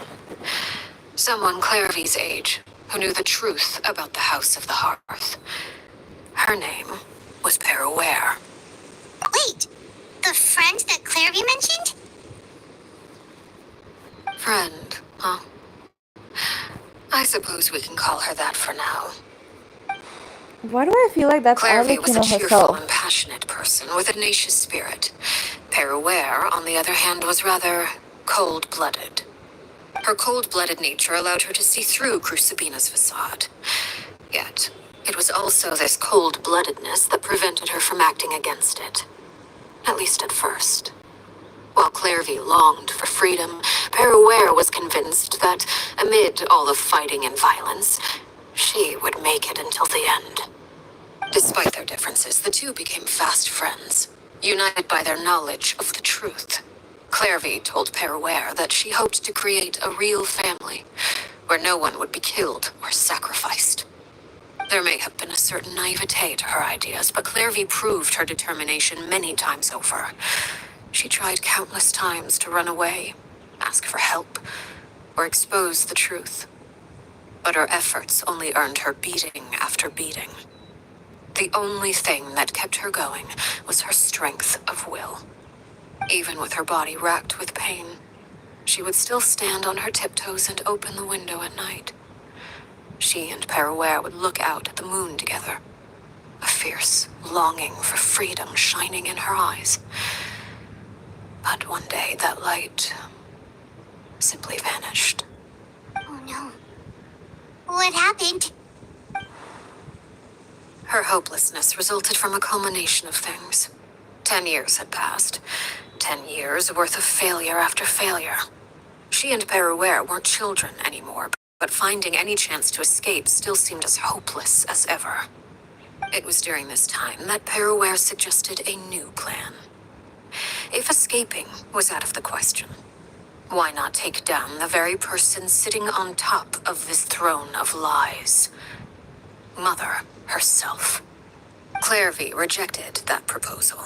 She claimed that, as a famous harbinger, Crucibina possessed an unimaginable amount of power. Trying to kill her would have an incredibly low chance of success. Clairvy never gave another reason, but Peruere could see it written all over her face. Clairvy still thought of Crucibina as her mother, Killing her own flesh and blood was a line she couldn't bring herself to cross. If she couldn't escape and fight back, then only one option remained. Precisely.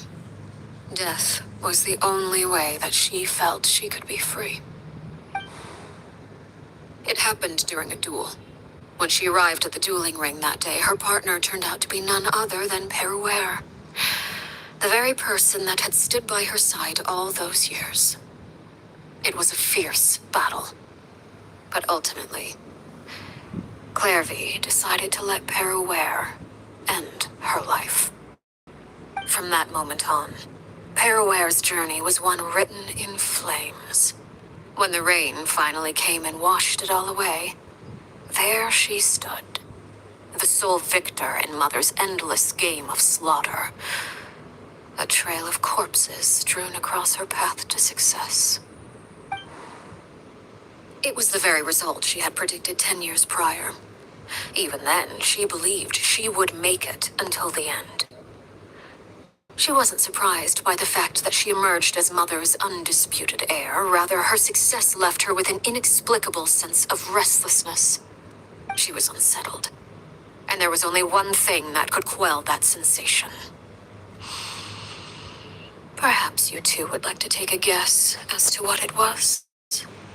Crucibina, you mean? But... Correct.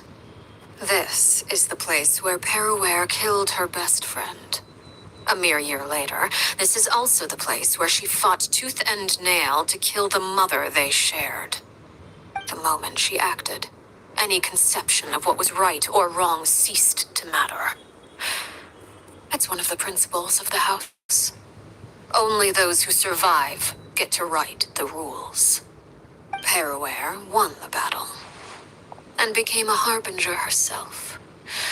After which Her Majesty, the Tsaritsa, bestowed upon her a new name. Arlecchino. So the Perry Clairvy was talking about... It was you all along. You're Peruere. Arlecchino is just a name you got later. I left that name behind long ago. I must say, hearing it now does bring back memories. After I defeated Crucibina, the moniker of Mother died with her. I chose to forego the title she called herself and even chose to give up my own name. I rebuilt the House of the Hearth under a new identity. Not only as Arlecchino, but as father. And that is where the story ends. Any more questions? Yeah. Based on what you just told us, Clairvy wasn't a little kid when she was killed. So the Clairvy we met... Was she really a spirit at all? I suppose you could call her an illusion born of flame. Her existence is like ashes to a fire. Something left over in the wake of blaze and ruin. You see, a certain power runs through my veins. It's not unlike a curse. My flames leave behind shadows of anything they consume. Of course, the chances of those shadows morphing into a sentient entity are exceedingly slim. Clairvy is a very special case. Clairvy died when she was 16 years old. But what emerged from the flames was her 6-year-old self. Her appearance wasn't the only thing affected. Most of her memories were lost to the blaze as well. Memory is a mysterious thing indeed. Losing a portion of your memories will alter your sense of self. Lose 10 years' worth, however, and it would be like living in the past. Like returning to a version of yourself that never grew up. No wonder Paimon got such a weird feeling when we were talking to her. Perhaps I should put it this way. Clairvy is someone trapped in time. It may seem like she exists with us in the present, but she truly lives in the confines of her own past. So if all of that is true, then you must have known about Clairvy for a long time. Indeed. She's a rather volatile and unstable entity. Sometimes she would look after the children. She's even saved some of their lives. But other times, she would hide from me and become obsessed with revealing the truth about the house to anyone who will listen. Shadows don't have the capacity to learn or grow. Any new information they encounter is quickly forgotten over time. Your attempts to expose Clairvy to sunlight, they failed, yes? The reason is actually quite simple. In Clairvy's mind, the house is impossible to escape, and it is this very perception that traps her there. But no matter. All I have to do is kill her again, and all will be resolved. I don't anticipate so much as a single speck of ash will be left behind this time. Oh my gosh. I can understand why you might want her gun, but isn't there another way? That's So too if she's trapped in cool. her 6-year-old self, she's still your friend. At least talk to her first. It's too late for that. She broke the rules, and now she must be punished. That goes for Filial and Toy as well. She's had quite the effect on them. I hope you understand the difference between Crucibina and myself lies in our formulation of the rules, not our policy for enforcing them.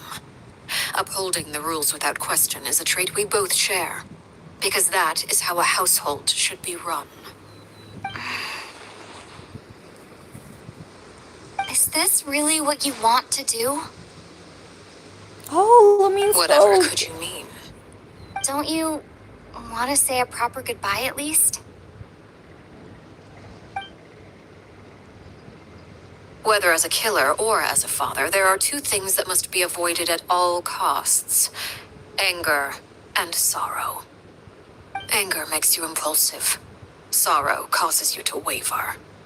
Well, it appears it's about time to proceed. Before we arrived, I told some of my well-behaved children to bring our troublemakers here by nightfall. I do believe I've kept my end of the deal. I gave your friends quite a bit more time. As for what happens now, we'll just have to wait and see. okay.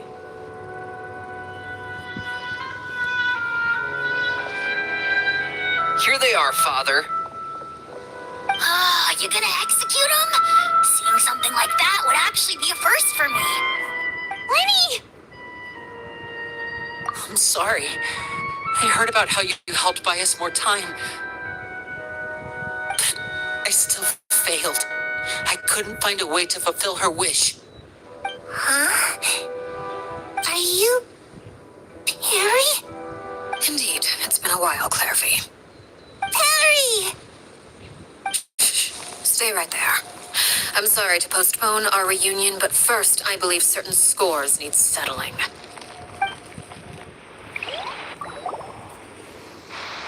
Whoa, okay. Father, let me explain. Out of my way. Father! You chose to conceal a threat to the house, and for that, you must be punished. Overall, however, I suppose your wrongdoing is hardly the most egregious of the bunch, so I'll deal with your punishments later. As for right now, the more pressing concerns are the traitors among us. By traitors? Do you mean us? Father, let me explain. We didn't mean to... Fultz, why don't you share what you heard? Yes, Father. Secret Midnight Meeting number 3. Participants, Filial, Nantoy, Sato, Toddy. Nantoy clearly said, if only Father wasn't the one who took us in. Sato added, I'm sick of this life. I just want to live as a normal person. Filial was the worst of them all. She called us crazies and said a bunch of mean things about Father. I did not! You're lying! Fultz is trying to frame us! It's not like I'm the only one who heard those things. After that, You and Toddy and a bunch of other people started talking about Clairvy. You were using all those things Clairvy brought up as an excuse to question Father. We're birds locked in a cage. The only way out is to destroy it. That's what you said, wasn't it? You little. You just want me gone, don't you? What did I ever do to you, huh? And you, Sheplo, have you forgotten who stood by your sickbed, watched over you, and changed your dressings? Come on, let's hear it then. What's your reason for all this?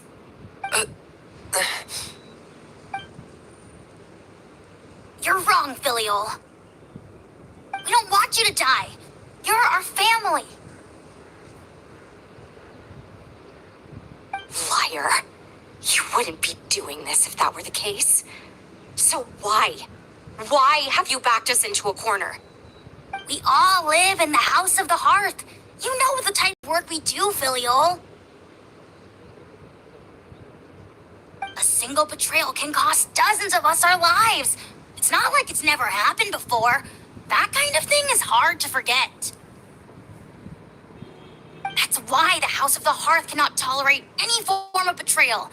Ever since we came to Poisson, you've had 7 secret meetings. A lot of the things you talked about really crossed the line. You've been spying on us for half a month? Wait a second. Now that I think about it, the move to Poisson was just a way to make it easier to spy on us, wasn't it? Because we were all in one place. You've had this planned all along. Filial, Antoy, I'm sorry.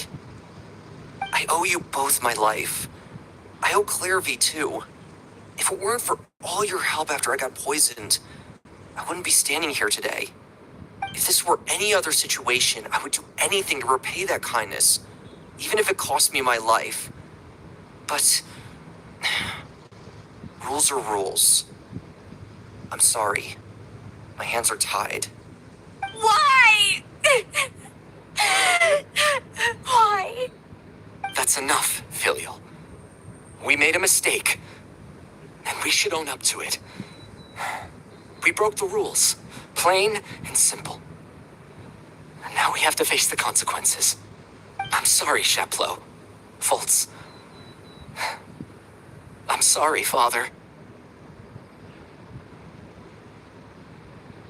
We accept our punishment. But she's not gonna kill them, Chapeau. right? According to the rules of the House of the Hearth, how should these traitors be punished? All those who betray the house pay with their lives. And so it shall be.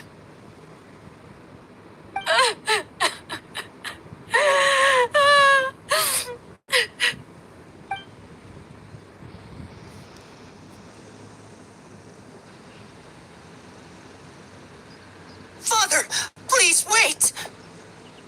Something you want to say, Linny? Please reconsider, Father.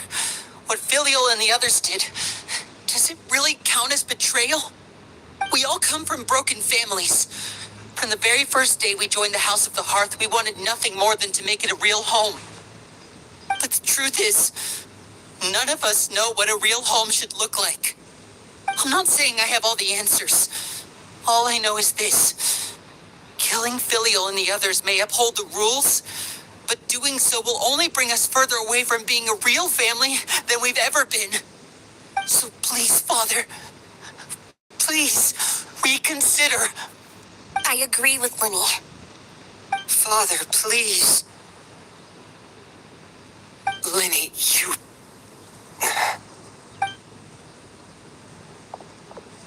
I also agree with Linny.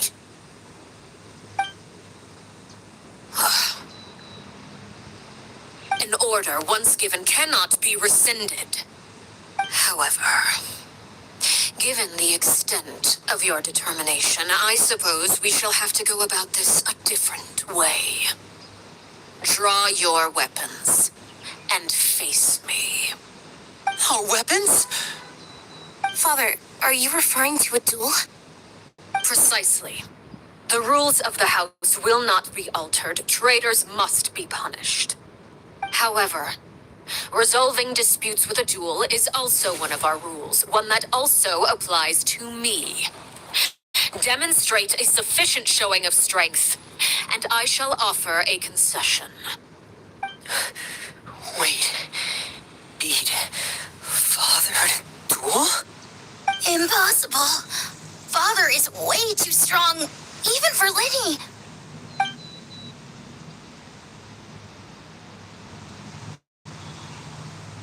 Oh wait, she had this plan. That is why she asked us to help.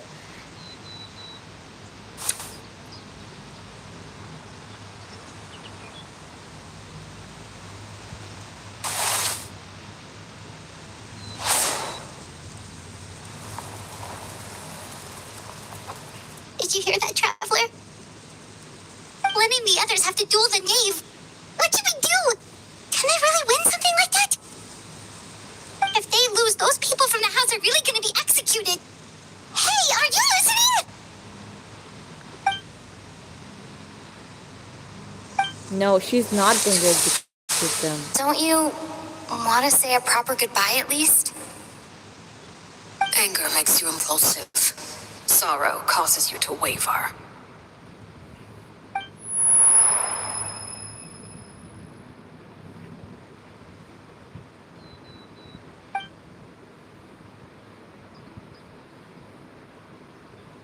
Oh, looking at that expression on her face, she seems really serious about this. Guess that means there's no chance she's throwing the duel on purpose, huh?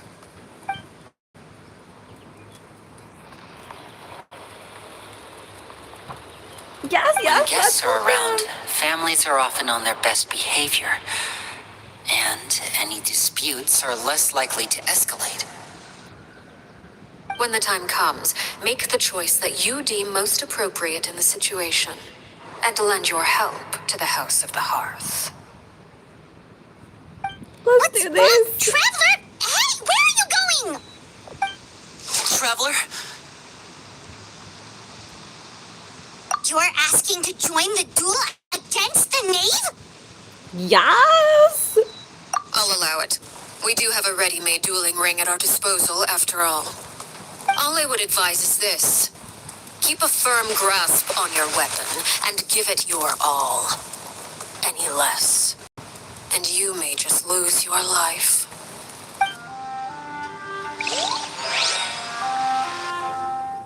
Wait, am I actually gonna be fighting the Traveler? Wait! Should I have changed my team? Wait, will I be even able to use my team or?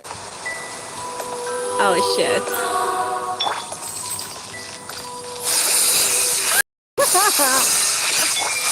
Settle down.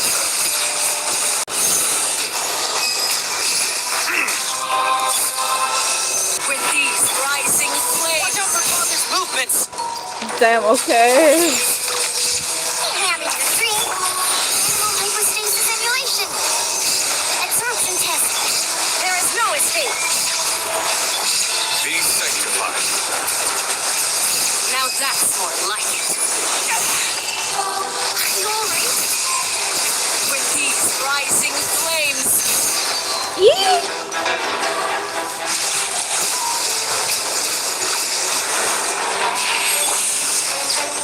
With the fall of darkness, destruction shall rise. Have a taste of it.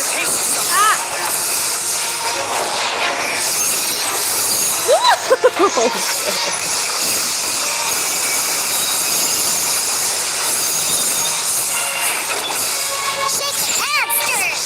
The mighty humble. Oh, I got an achievement. Okay. Now's our chance! Look, trapped like a bunch of helpless animals. Crap, crap, crap, crap. Spare your energy. Running is a privilege. Not bad. You've proven to be a worthy of you alright? Not bad. You're worthy. Oh, come on.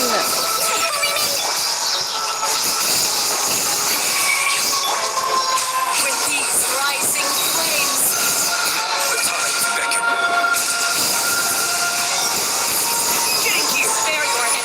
What? Oh, okay, okay.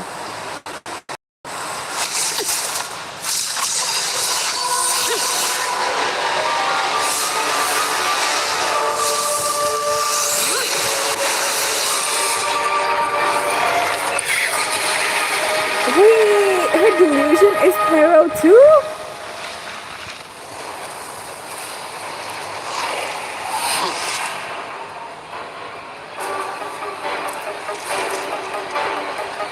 Okay. I'm scared.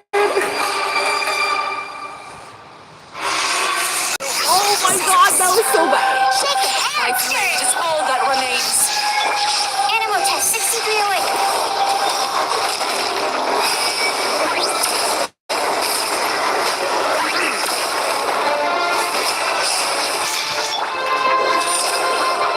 Over here. Shine down. Enhanced animal module 75. Stand clear.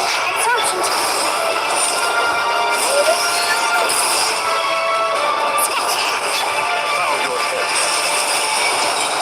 Watch out for father's movements. Where is she?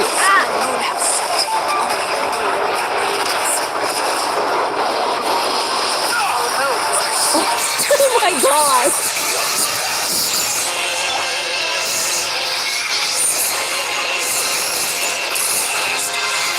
Animal test. No more chips.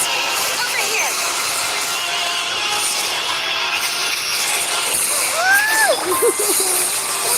Keep it holy me. Let's go. Can't handle your drink. Stand clear. Let's see how strong the resolve is. Watch out for father's movements. Look out! Sometimes only the beginning. There is no escape.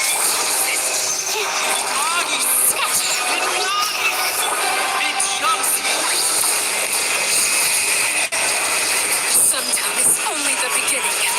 Wait, why is she?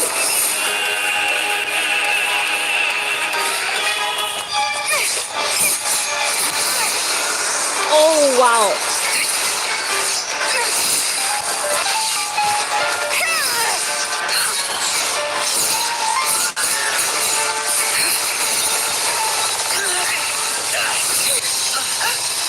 Oh my god. Lemonade. You should know better than to crowd in one place.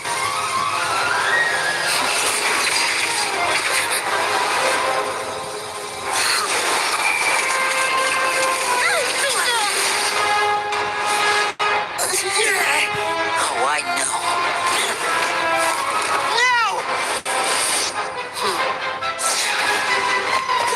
I'm sorry, father.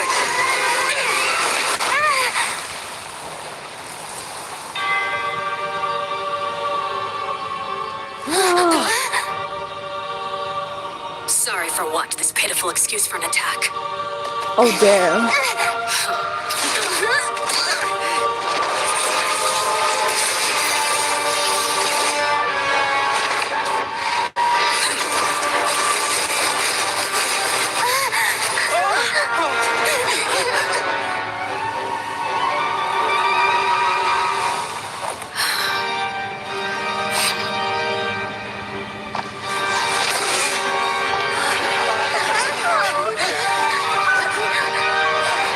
Father, no!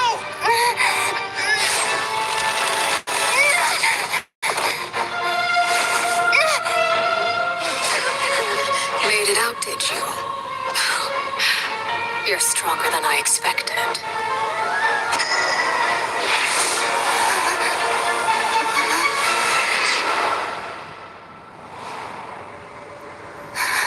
Frozen.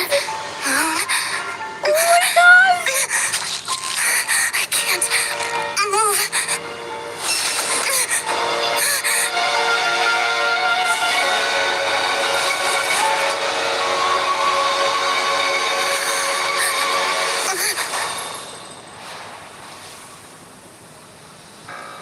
Still, not strong enough to beat me.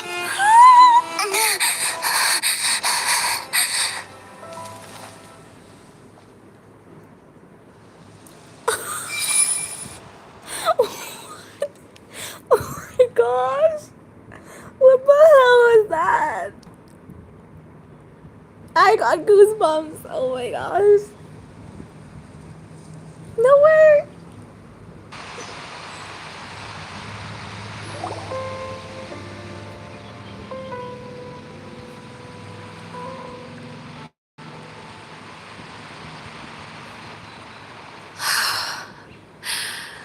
I believe we can end things here. It's not often that we get to enjoy the company of guests, after all. We wouldn't want things to get too out of hand. Brother, are you alright? Lenny, Given that I am the victor of this duel, as agreed, the punishment stands. No! I never thought things would end like this. However, everyone involved in the duel demonstrated a remarkable level of strength and determination. In light of this, I'm prepared to change the method of execution. I knew it. Elwar, the bottled flames I gave you for safekeeping. Do you still have them? Yes? I wasn't sure what they were for, but I've kept them super safe. I didn't lose a single one. Wonderful. Then, in just a moment, I'll have you administer them. Bottled flames? Indeed. They're the product of a secret experiment. Under certain special circumstances, flames can be extracted from my person and preserved. Once ingested, searing pain will spread across every inch of your body. No harm will come to you physically, but your memories will be burned away. If you can withstand the pain. When you awake, you'll have forgotten everything you know about the House of the Hearth. I knew And will be it. expelled from the organization. In other words, administering this concoction will kill the version of you that grew up in the house and give you a new identity. She was never going to execute them.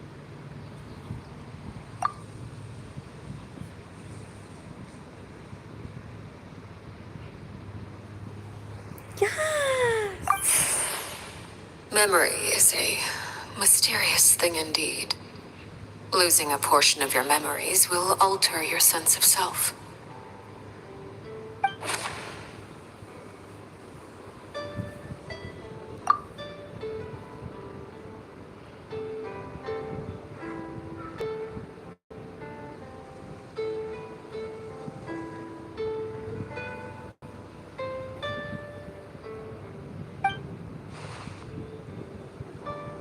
So, you're just letting us go, Father?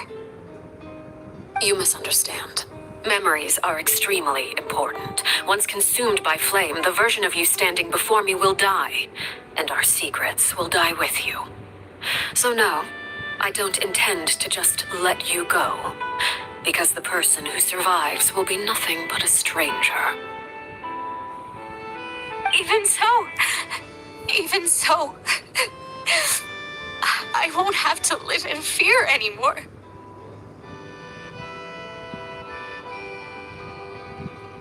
I'm sorry, Father. I'm sorry I let you down.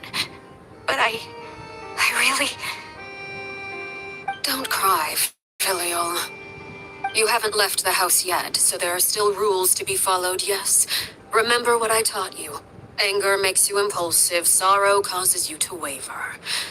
Don't let yourself be controlled by your emotions. Of course. I'll remember.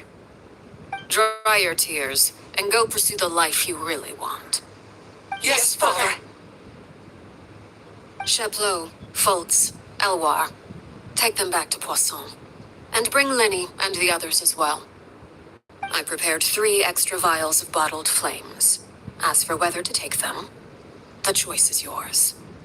Goodbye, children.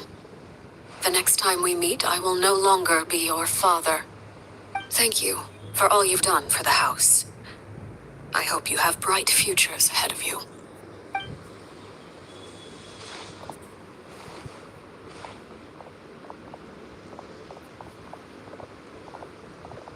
Father,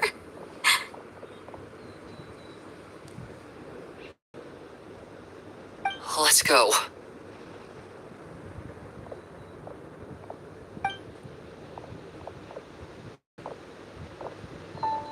Here, grab my arm, Lemmy.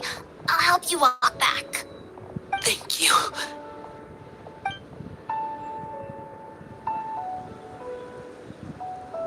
Clairvy.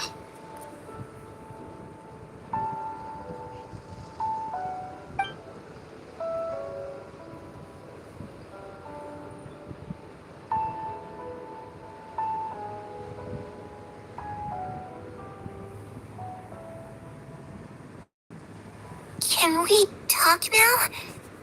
I've been waiting for a super long time.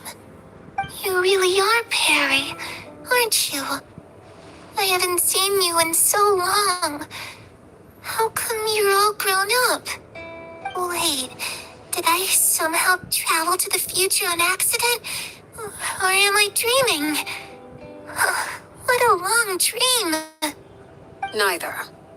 You died, Clairvy. That's what happened. You could have at least sugarcoated it a little. Look, she's done speechless. Oh. Okay then. Huh? That's it? You accepted it just like that? Yep. If that's what Perry says happened, then I believe her. Perry wouldn't lie to me. Plus, I don't really need to know why I'm like this.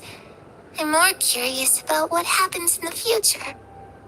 If you're a harbinger now, Perry, that means Mother is gone, isn't she? Can you tell me about it? I want to know what happened to her. And to me. You never stopped trying to defy fate. At first, no one believed you. You could only vent your frustrations to the moon. In fact, you often sought comfort in the night sky. You wanted to see the aurora, so one night we promised each other we would go to Snezhnaya to see it together. Later on, you tried to run away, but you were brought back each time. Mother spared your life, but it wasn't out of kindness. Instead, she decided to make an example of you by slowly torturing you over time. That way, the other children would know what happens to traitors. Still, you never gave up.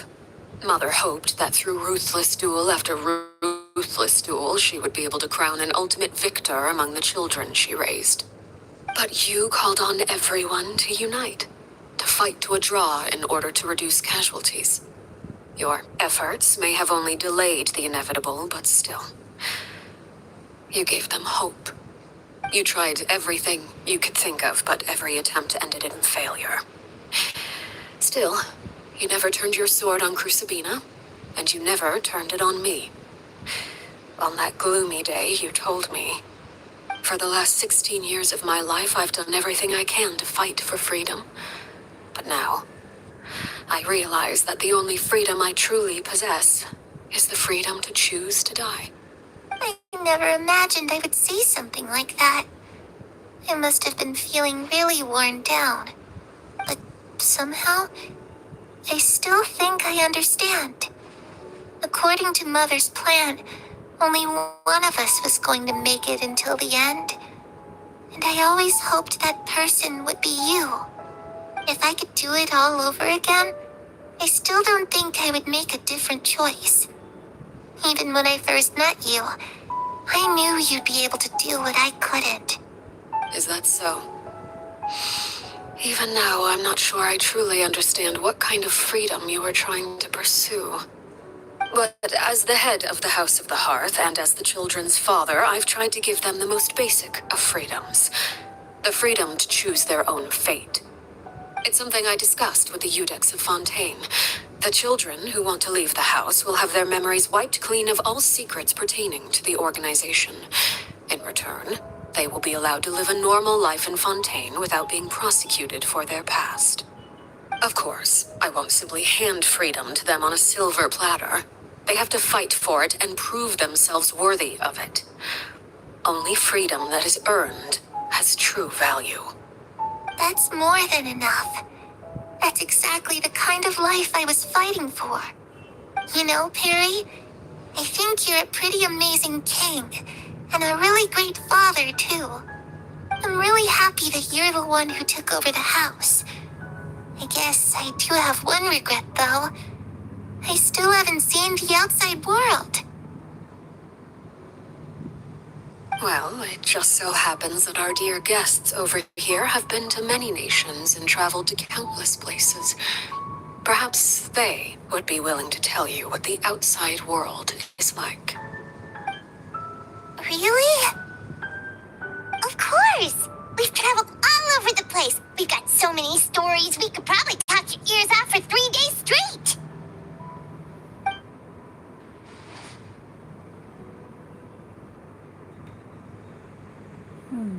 You know, I used to dream of being a bard. Playing the lute while singing into the winds of freedom. Even if there was no one there to listen, I would have continued to sing no matter what. Let's talk about Liu next. Ah, that's where Mora comes from. I never knew that before. If I had some Mora, I would buy 3 new dresses. One for me, one for Perry, and one for Mother. It's just too bad Perry doesn't like wearing dresses. And Mother, well, she probably wouldn't accept something like that either. Hey, I guess I just have to keep them all for me then. I could wear a different one every day.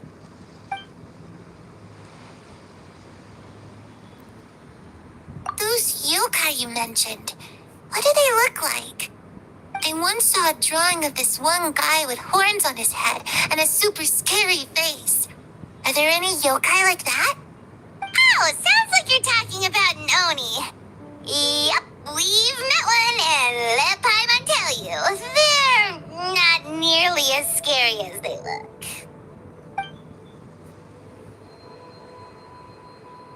I was always too afraid to skip Mother's fighting lessons. But at the academia, I bet you could do all sorts of secret things in class. Things that have nothing to do with studying.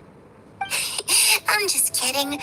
Being able to study whatever you want without having to fear for your life actually sounds pretty great.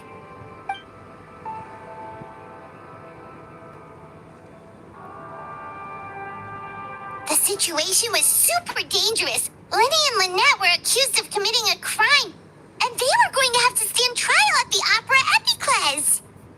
Oh no, that must have been hard for all of you. What happened next? Don't worry, we were able to turn the situation around super quickly. Thanks to Detective Paimon, of course. How'd you do that? Come on, tell me. Okay, so it was like this. After the failed magic show, we rushed to the scene and...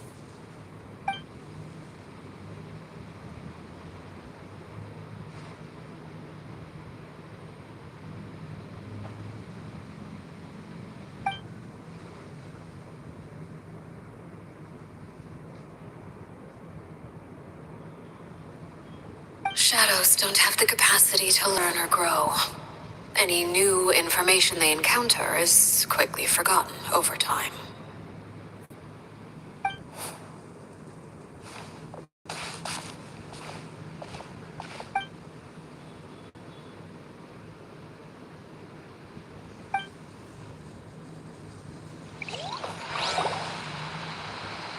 Does that mean she's going to fade with the sunlight? Clairvy, you've worked tirelessly from the shadows to overthrow the House of the Hearth. Now, by my authority as the Knave, I shall announce how this matter ends. You are hereby expelled from the House of the Hearth. You are no longer tied to this place, nor are you bound by its rules. You're saying that I can finally leave? I get to experience the outside world as well?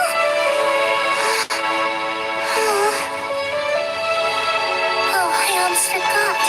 There's no getting older for me. Still, seeing who you grew up to be makes me really happy, Parallel. Take care of yourself. Goodbye. we meet again someday.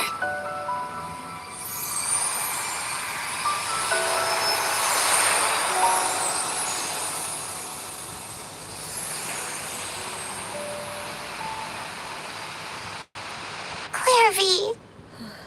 She left so soon. Paimon didn't even get to finish her story. I also have certain sentiments left unsaid. I wanted to tell her that the aurora I saw in Snezhnaya was just as beautiful as the ones in the pictures. But a shadow's memories reset at dawn. Had we delayed any longer, we wouldn't have had the time to say goodbye. Whatever regrets may linger, let them be lost to the coming of a new day. Father? It's Linny! Hey, Linny!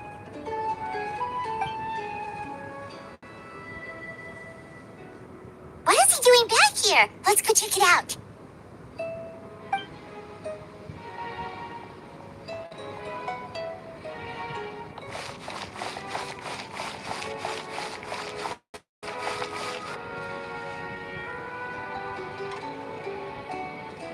Father, the bottled flames have been administered.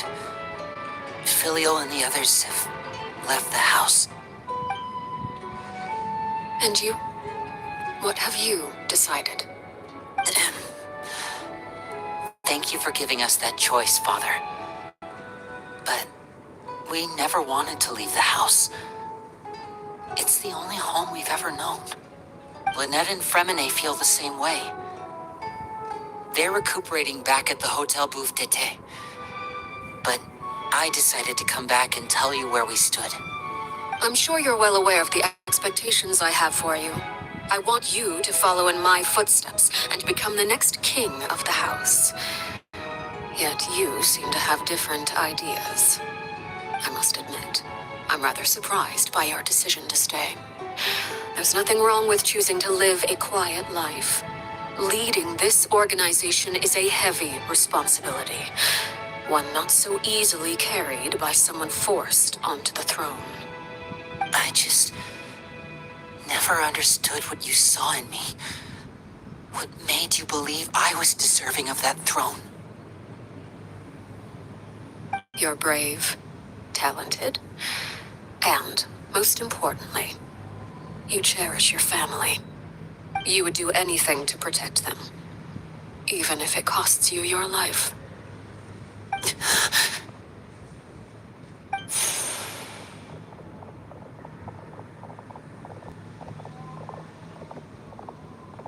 Speaking up back there was so brave of you, Linny. It's all thanks to you that we were able to convince Father to back down.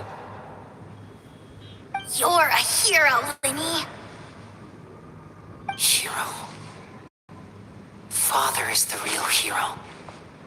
Had Father gone all out during the duel, there's no way I would have walked away with my life.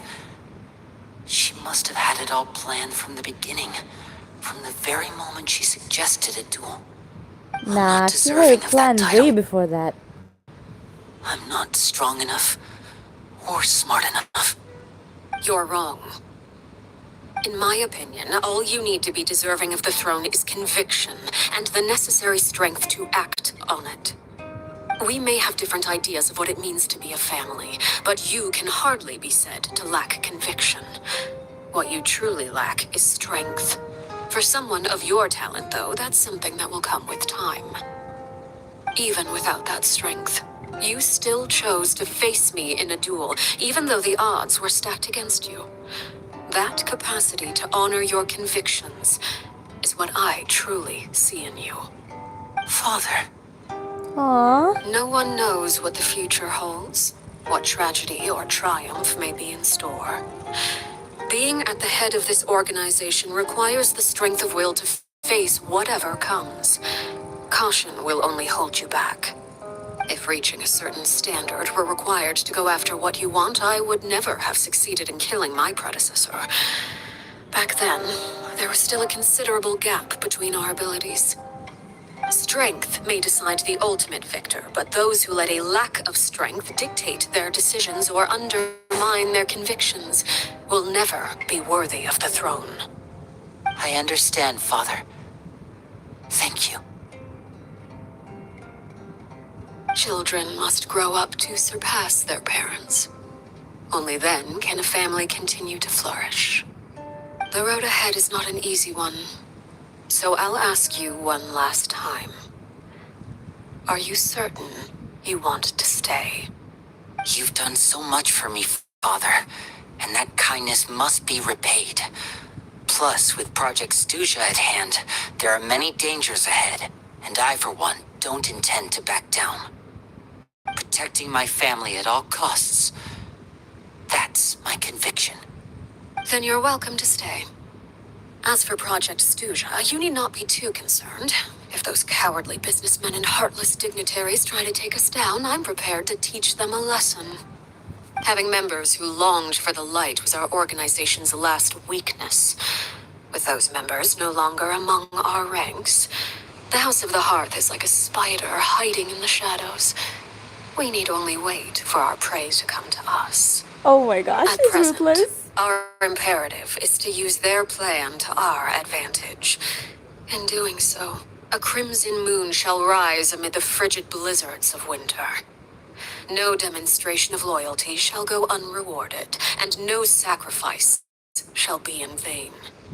As for the two of you, whether we meet again as friend or foe, I'll remember the camaraderie we shared in this moment. Let's go. No matter how arduous the journey ahead, I hope we both reach our desired destination.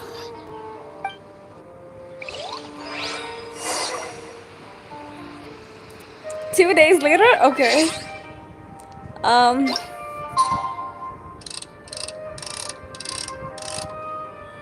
Alright, alright.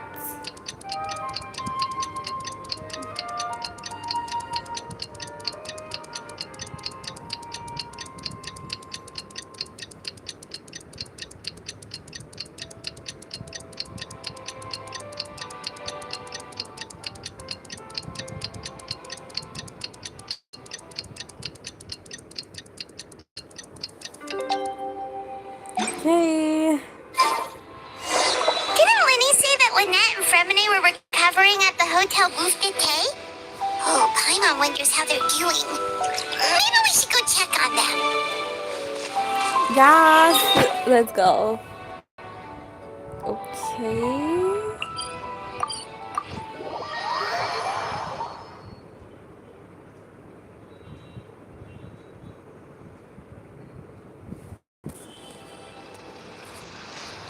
Okay, I'm just gonna jump.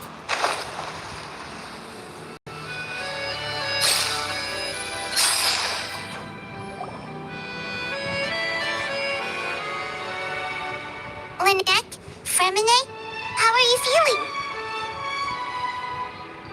Much better. Whew, what a relief. What about you? Are you feeling all right? I knew you'd come out unscathed. Us, on the other hand, well, we've been bedridden for 2 days. I couldn't even turn over. Oh, and I wanted to ask, is Claire V gone? Linny and the other members have left Poisson and returned to the House of the Hearth. According to him, there haven't been any more sightings of a spirit roaming the house. I see. I'm glad.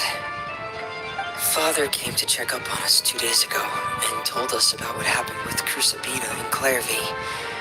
Actually, I've met Crucibina before. What? Wait, what?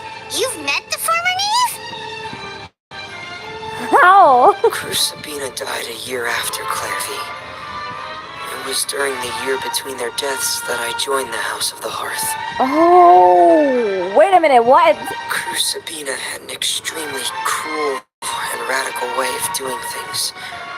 While she was alive, the atmosphere in the house was suffocating. Wait, how When many I years ago joined, was though, this? the experiment she valued so much had already come to an end, and all the people involved, dead and injured alike, were gone. Crucibina never talked about the past with us newcomers. A couple of months after I joined, Father killed Crucibina and burned all her files. With that, the names of all the people subjected to her experiments, Clairvy included, were lost to the flames, along with the painful memories they represented.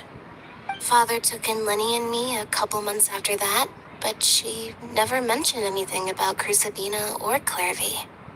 It really seems like something she was planning to keep to herself. The last time you talked to her, did she mention why she kept it a secret for so long? She said she didn't want us to be affected by the darkness of the past. She was worried we'd develop a false sense of gratitude towards her if we knew about it. The foundation of a family should be free of any corrupting influence. Whatever happened in the past, it has nothing to do with who we are now. And that's what Father told us in the end. But I still thanked her for everything. It was only after hearing about what Crucibina did that I finally realized how insignificant our lives could have been. The members of the house meant nothing to her. To say that she valued them in any way, even just as a tool, would probably be giving her too much credit. If Father hadn't taken over the House of the Hearth, I probably would have already. Father rarely brings up the fact that she saved us. She doesn't believe that being indebted to her should be what ties us together. But even if we didn't owe her anything, we would still choose to stay. Because this is our home. We may have arguments or times when we feel wronged. Some people may even choose to leave. But as long as Father is here, we will always have a home. Whether the path before us is bathed in sunlight or shrouded in shadow, we'll follow Father wherever she chooses to go. So I wanted to say thank you for helping us make it through this crisis. Without your help, we could have lost a lot more along the way. Oh, we didn't do anything, really. Of course, you're welcome anytime. Are Filio and Nantoy okay? I actually saw them at a cafe this morning. They didn't recognize me. From what I could tell, they were drinking coffee and talking about one of the operas that started running recently. They seemed happy. If I had to take a guess, I would say they finally found the kind of life they always wished for. Aw, that's so nice.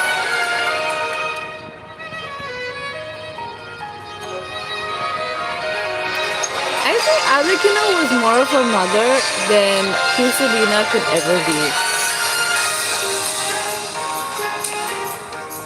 I mean, this was amazing. Oh, the Fountain of Lucine got updated. Okay.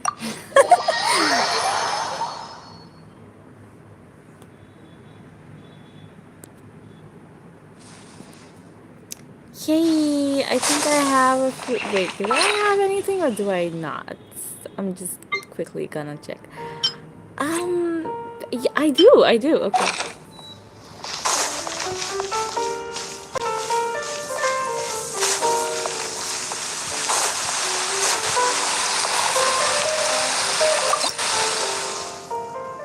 Offer.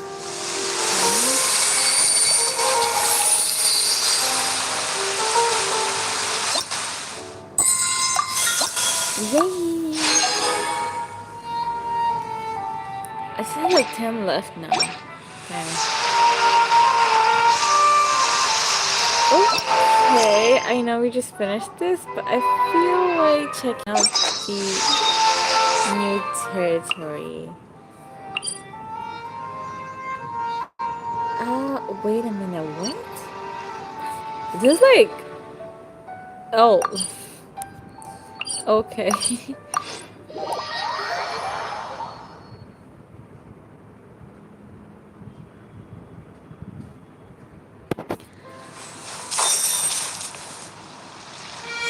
Who are we gonna meet?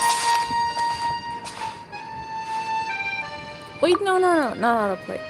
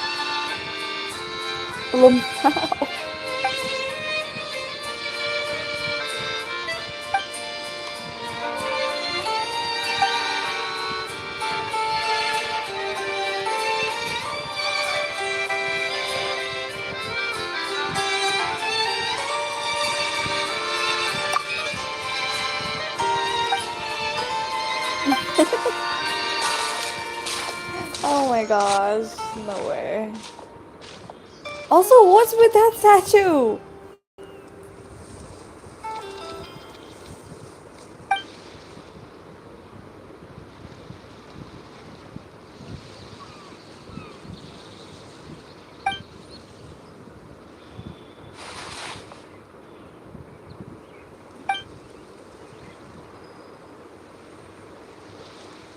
Okay.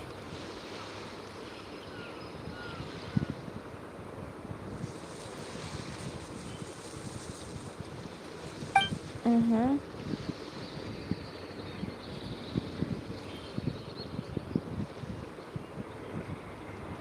Oh, bells are the fortress.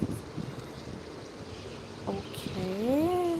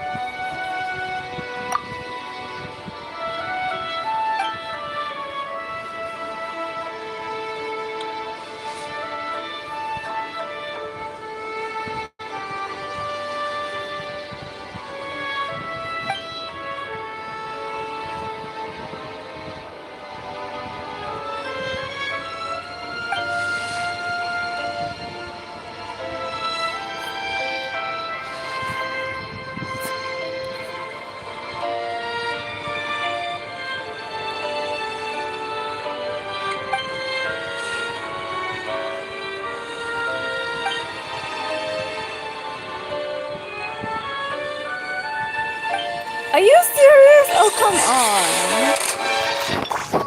Shaken and stirred! Animal test 6308. Stand clear. Seriously, man.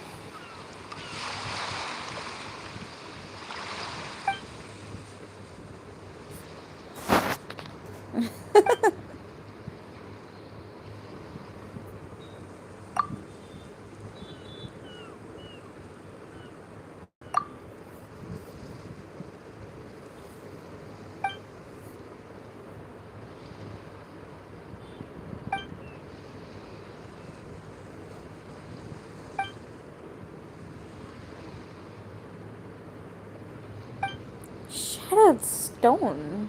What?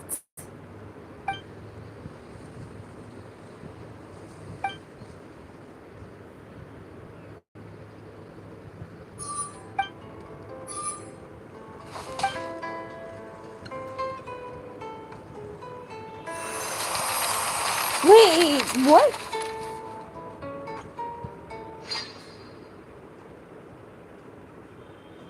Huh? I am so lost right now. Oh, who is that?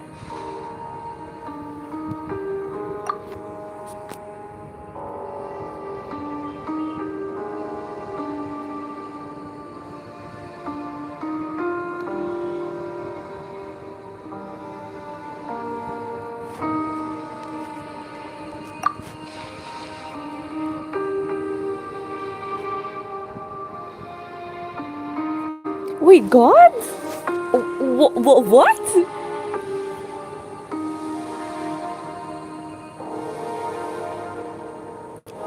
Huh?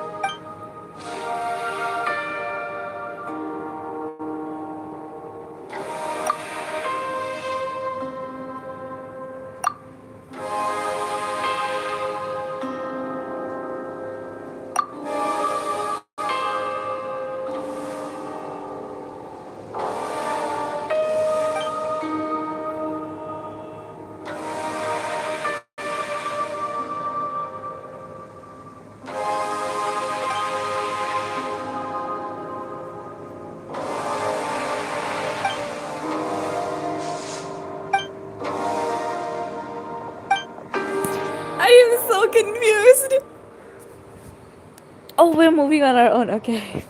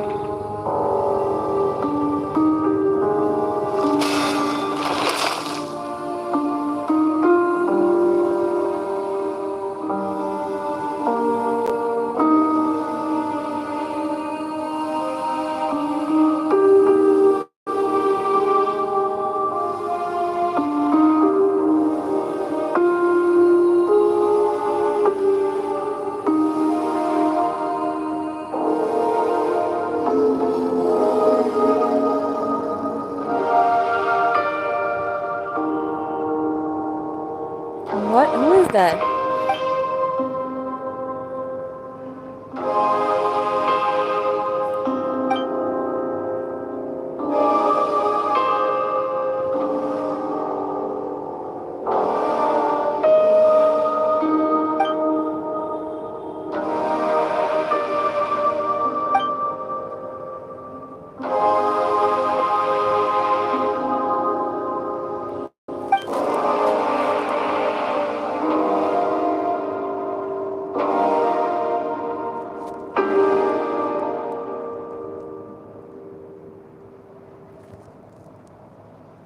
Wait.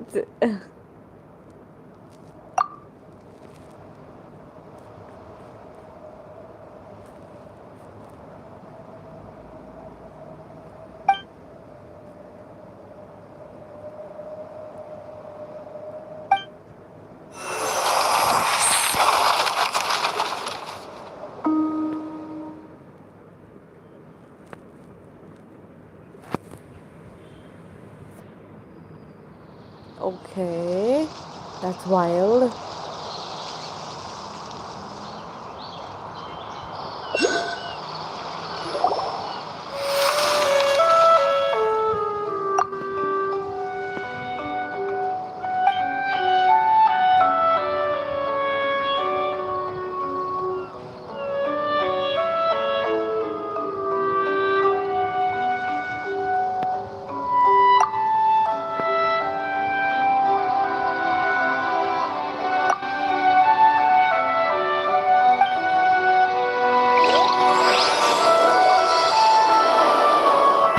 Petrichor. Wow, that was interesting. Wait a minute, what?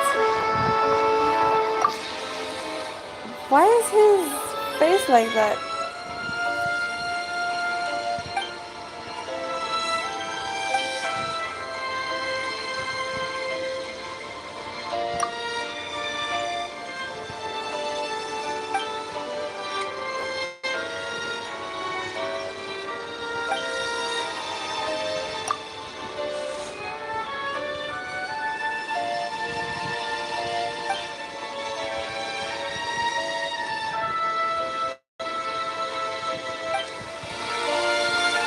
Huh?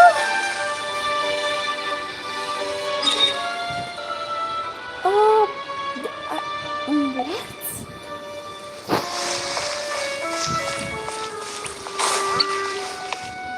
The Clock knights?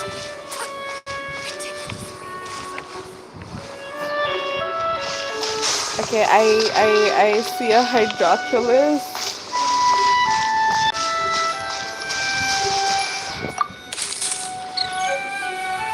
What did I even? Why did I pick that up? Wait, why was I able to pick that up? Eh.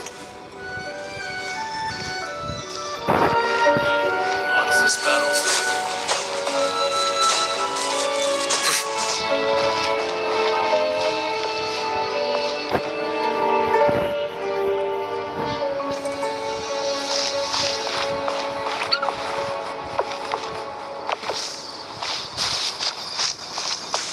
Listen up, soldiers!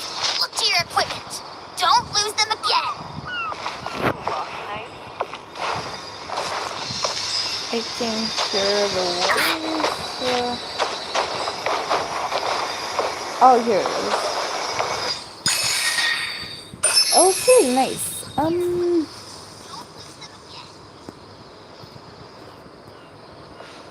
What am I supposed to do? Here, aren't I? Oh, this guy. Okay.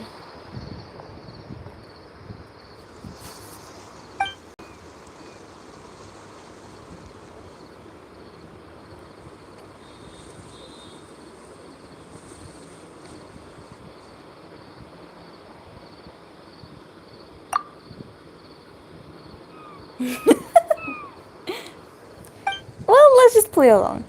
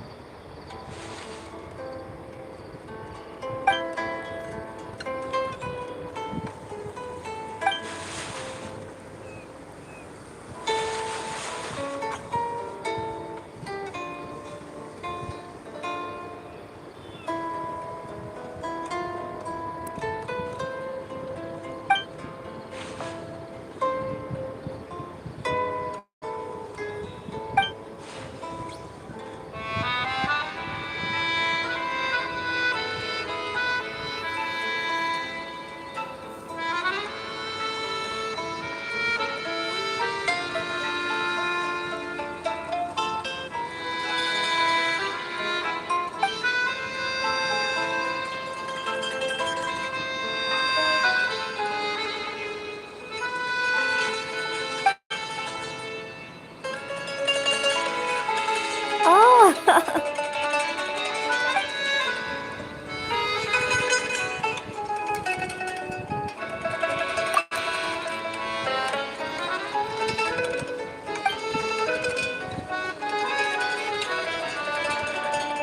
What? He just collapsed? Is he okay?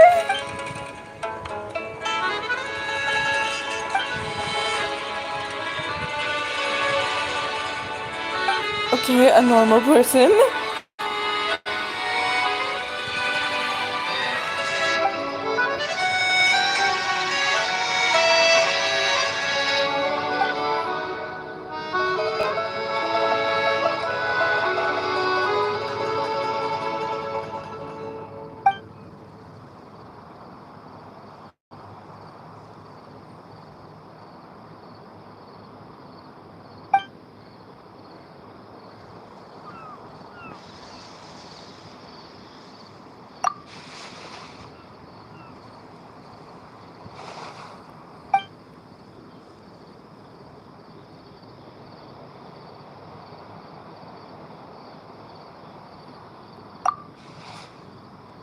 Oof.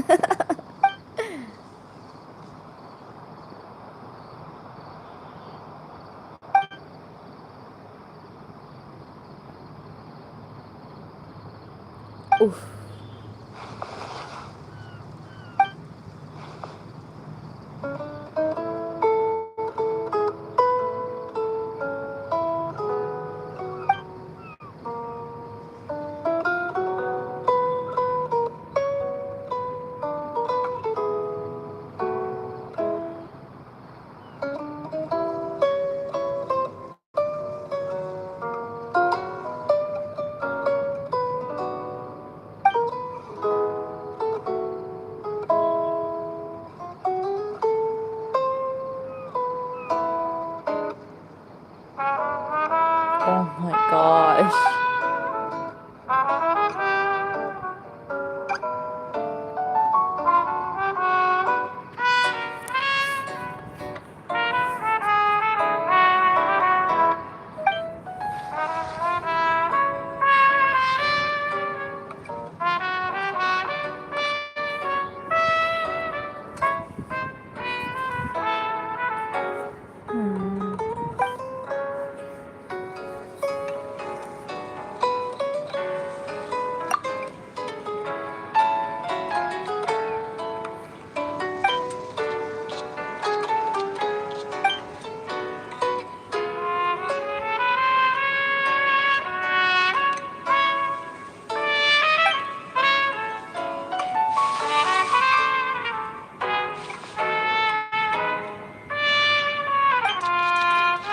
That's the talking cat, right?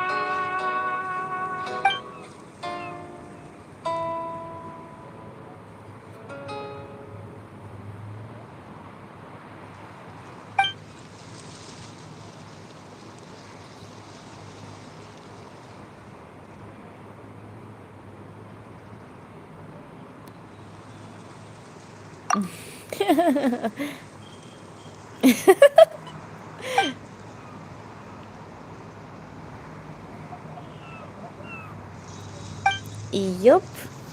No worries.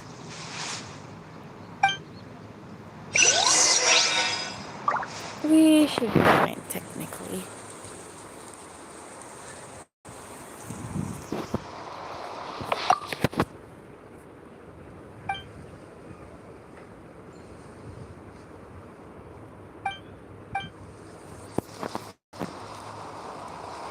Yeah, oh, there's like more hydroculus over here. I'll just, grab some on the way.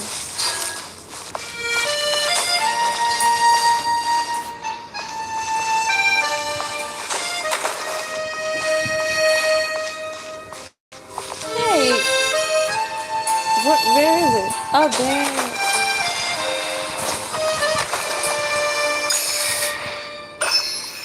What's up?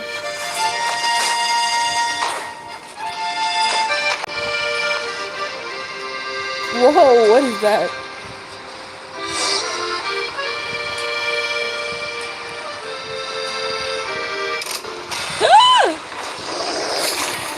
No! Thank you for pulling me.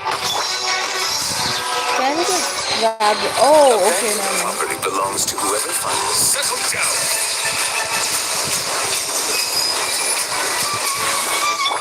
Illusion shattered!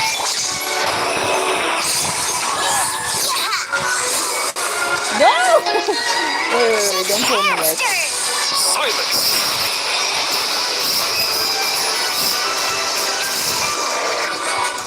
Oh, thank God.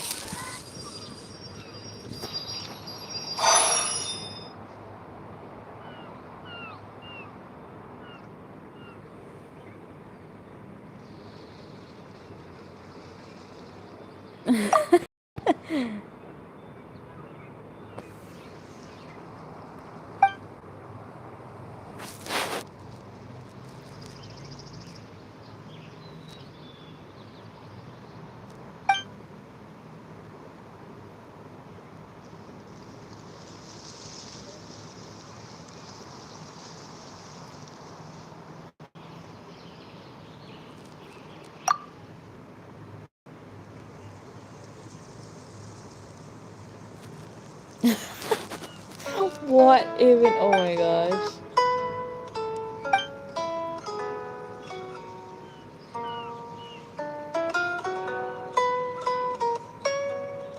Oh, she's a spirit keeper. Okay.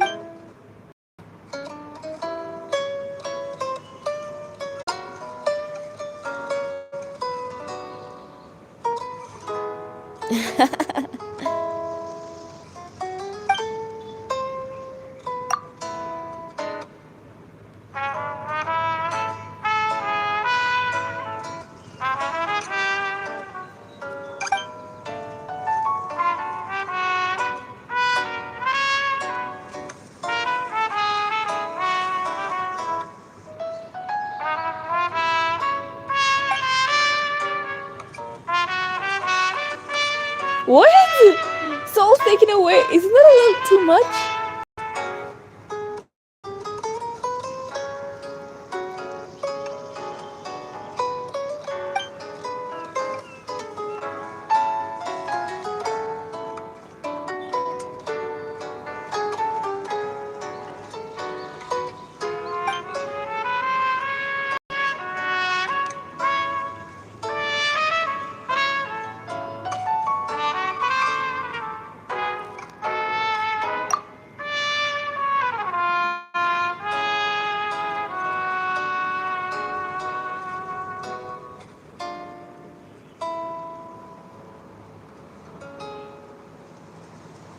Oh, come on.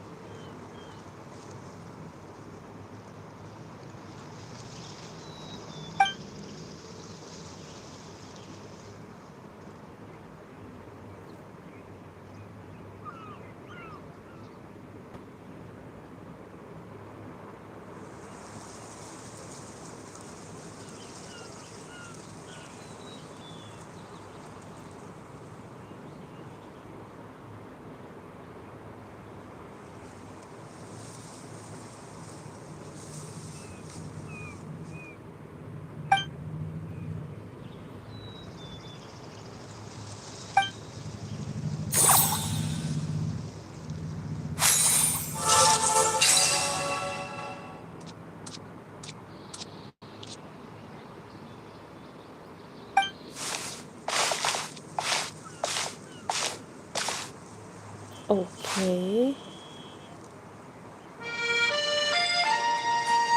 Oh, it unlocked.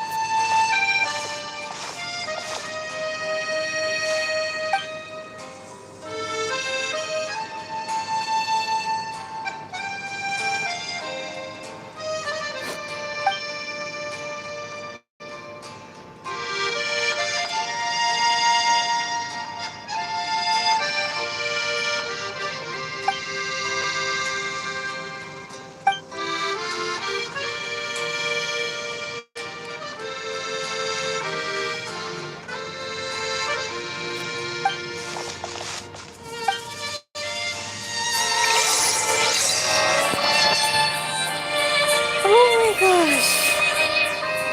Ancient score. Okay. I kind of wanted to die if I did do that. Oh, what? What? Let the record show that I verbally consent to relinquishing these items into your possession. What the hell? Yay! Okay, what now?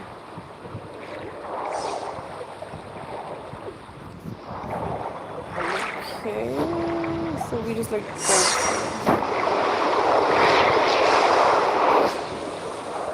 Nice.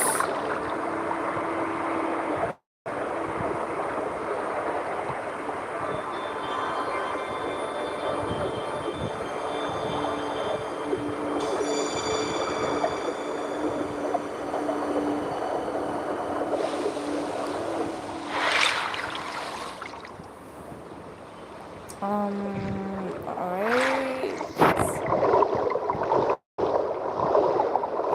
I don't see anything anywhere.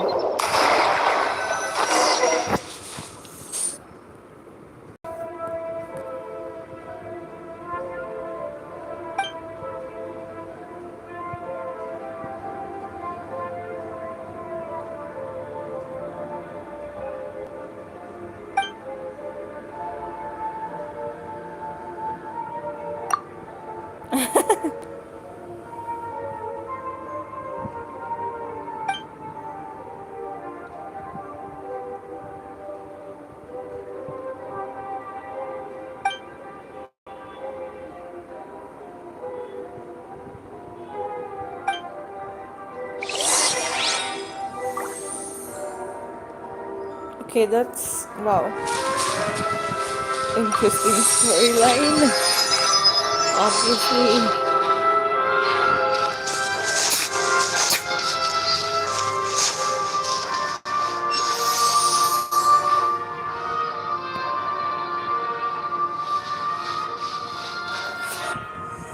What was the gameplay tutorial though? Oh, we just like follow her? Oh, we get to pet him! That's so cute.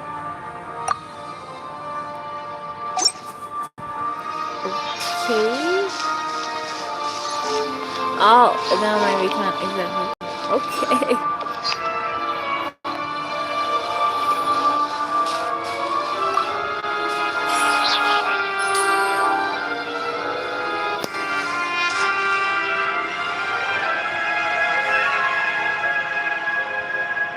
Wait, things are actually moving. What? Wait.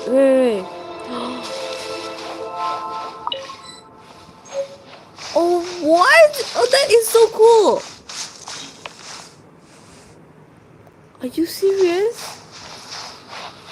That was so epic. We just come back to their place.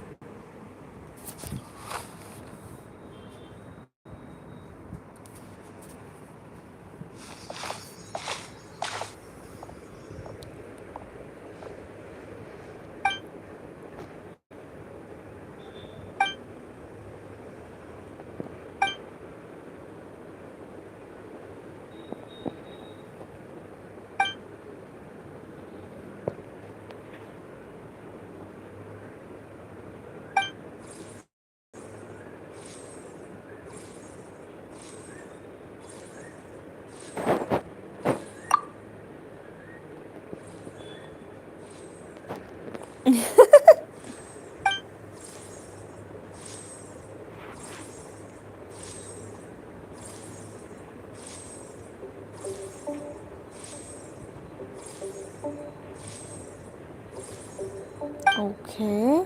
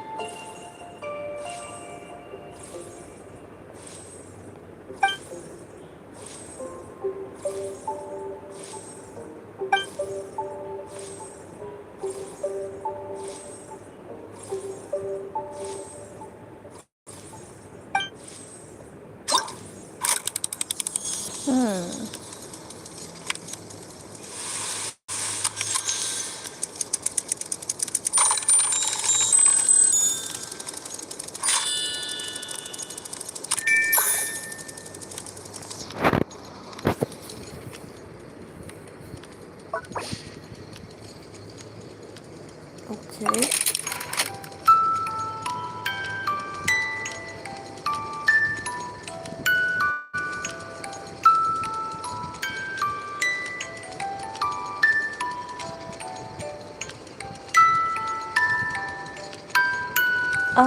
What do we do now?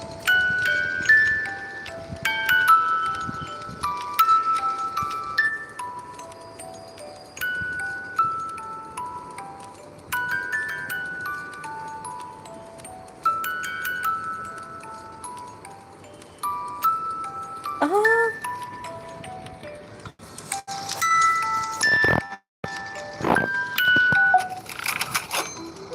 Was I supposed to do something?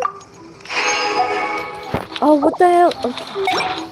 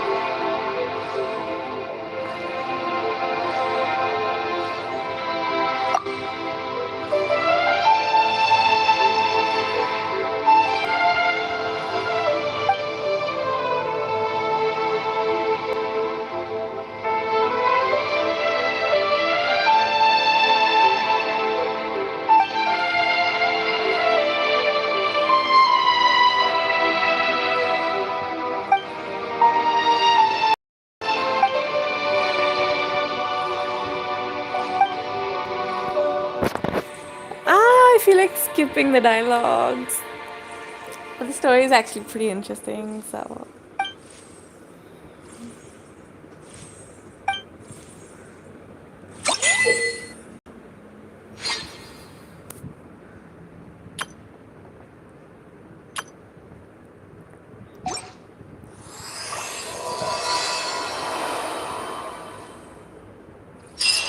Okay, I'm gonna do this later.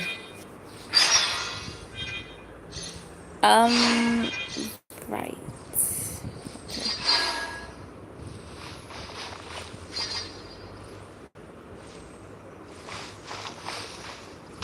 Yeah, I'm gonna do this later for sure. I seem to have got this. Nice. Alright. I don't think I have enough wishes to wish right now, so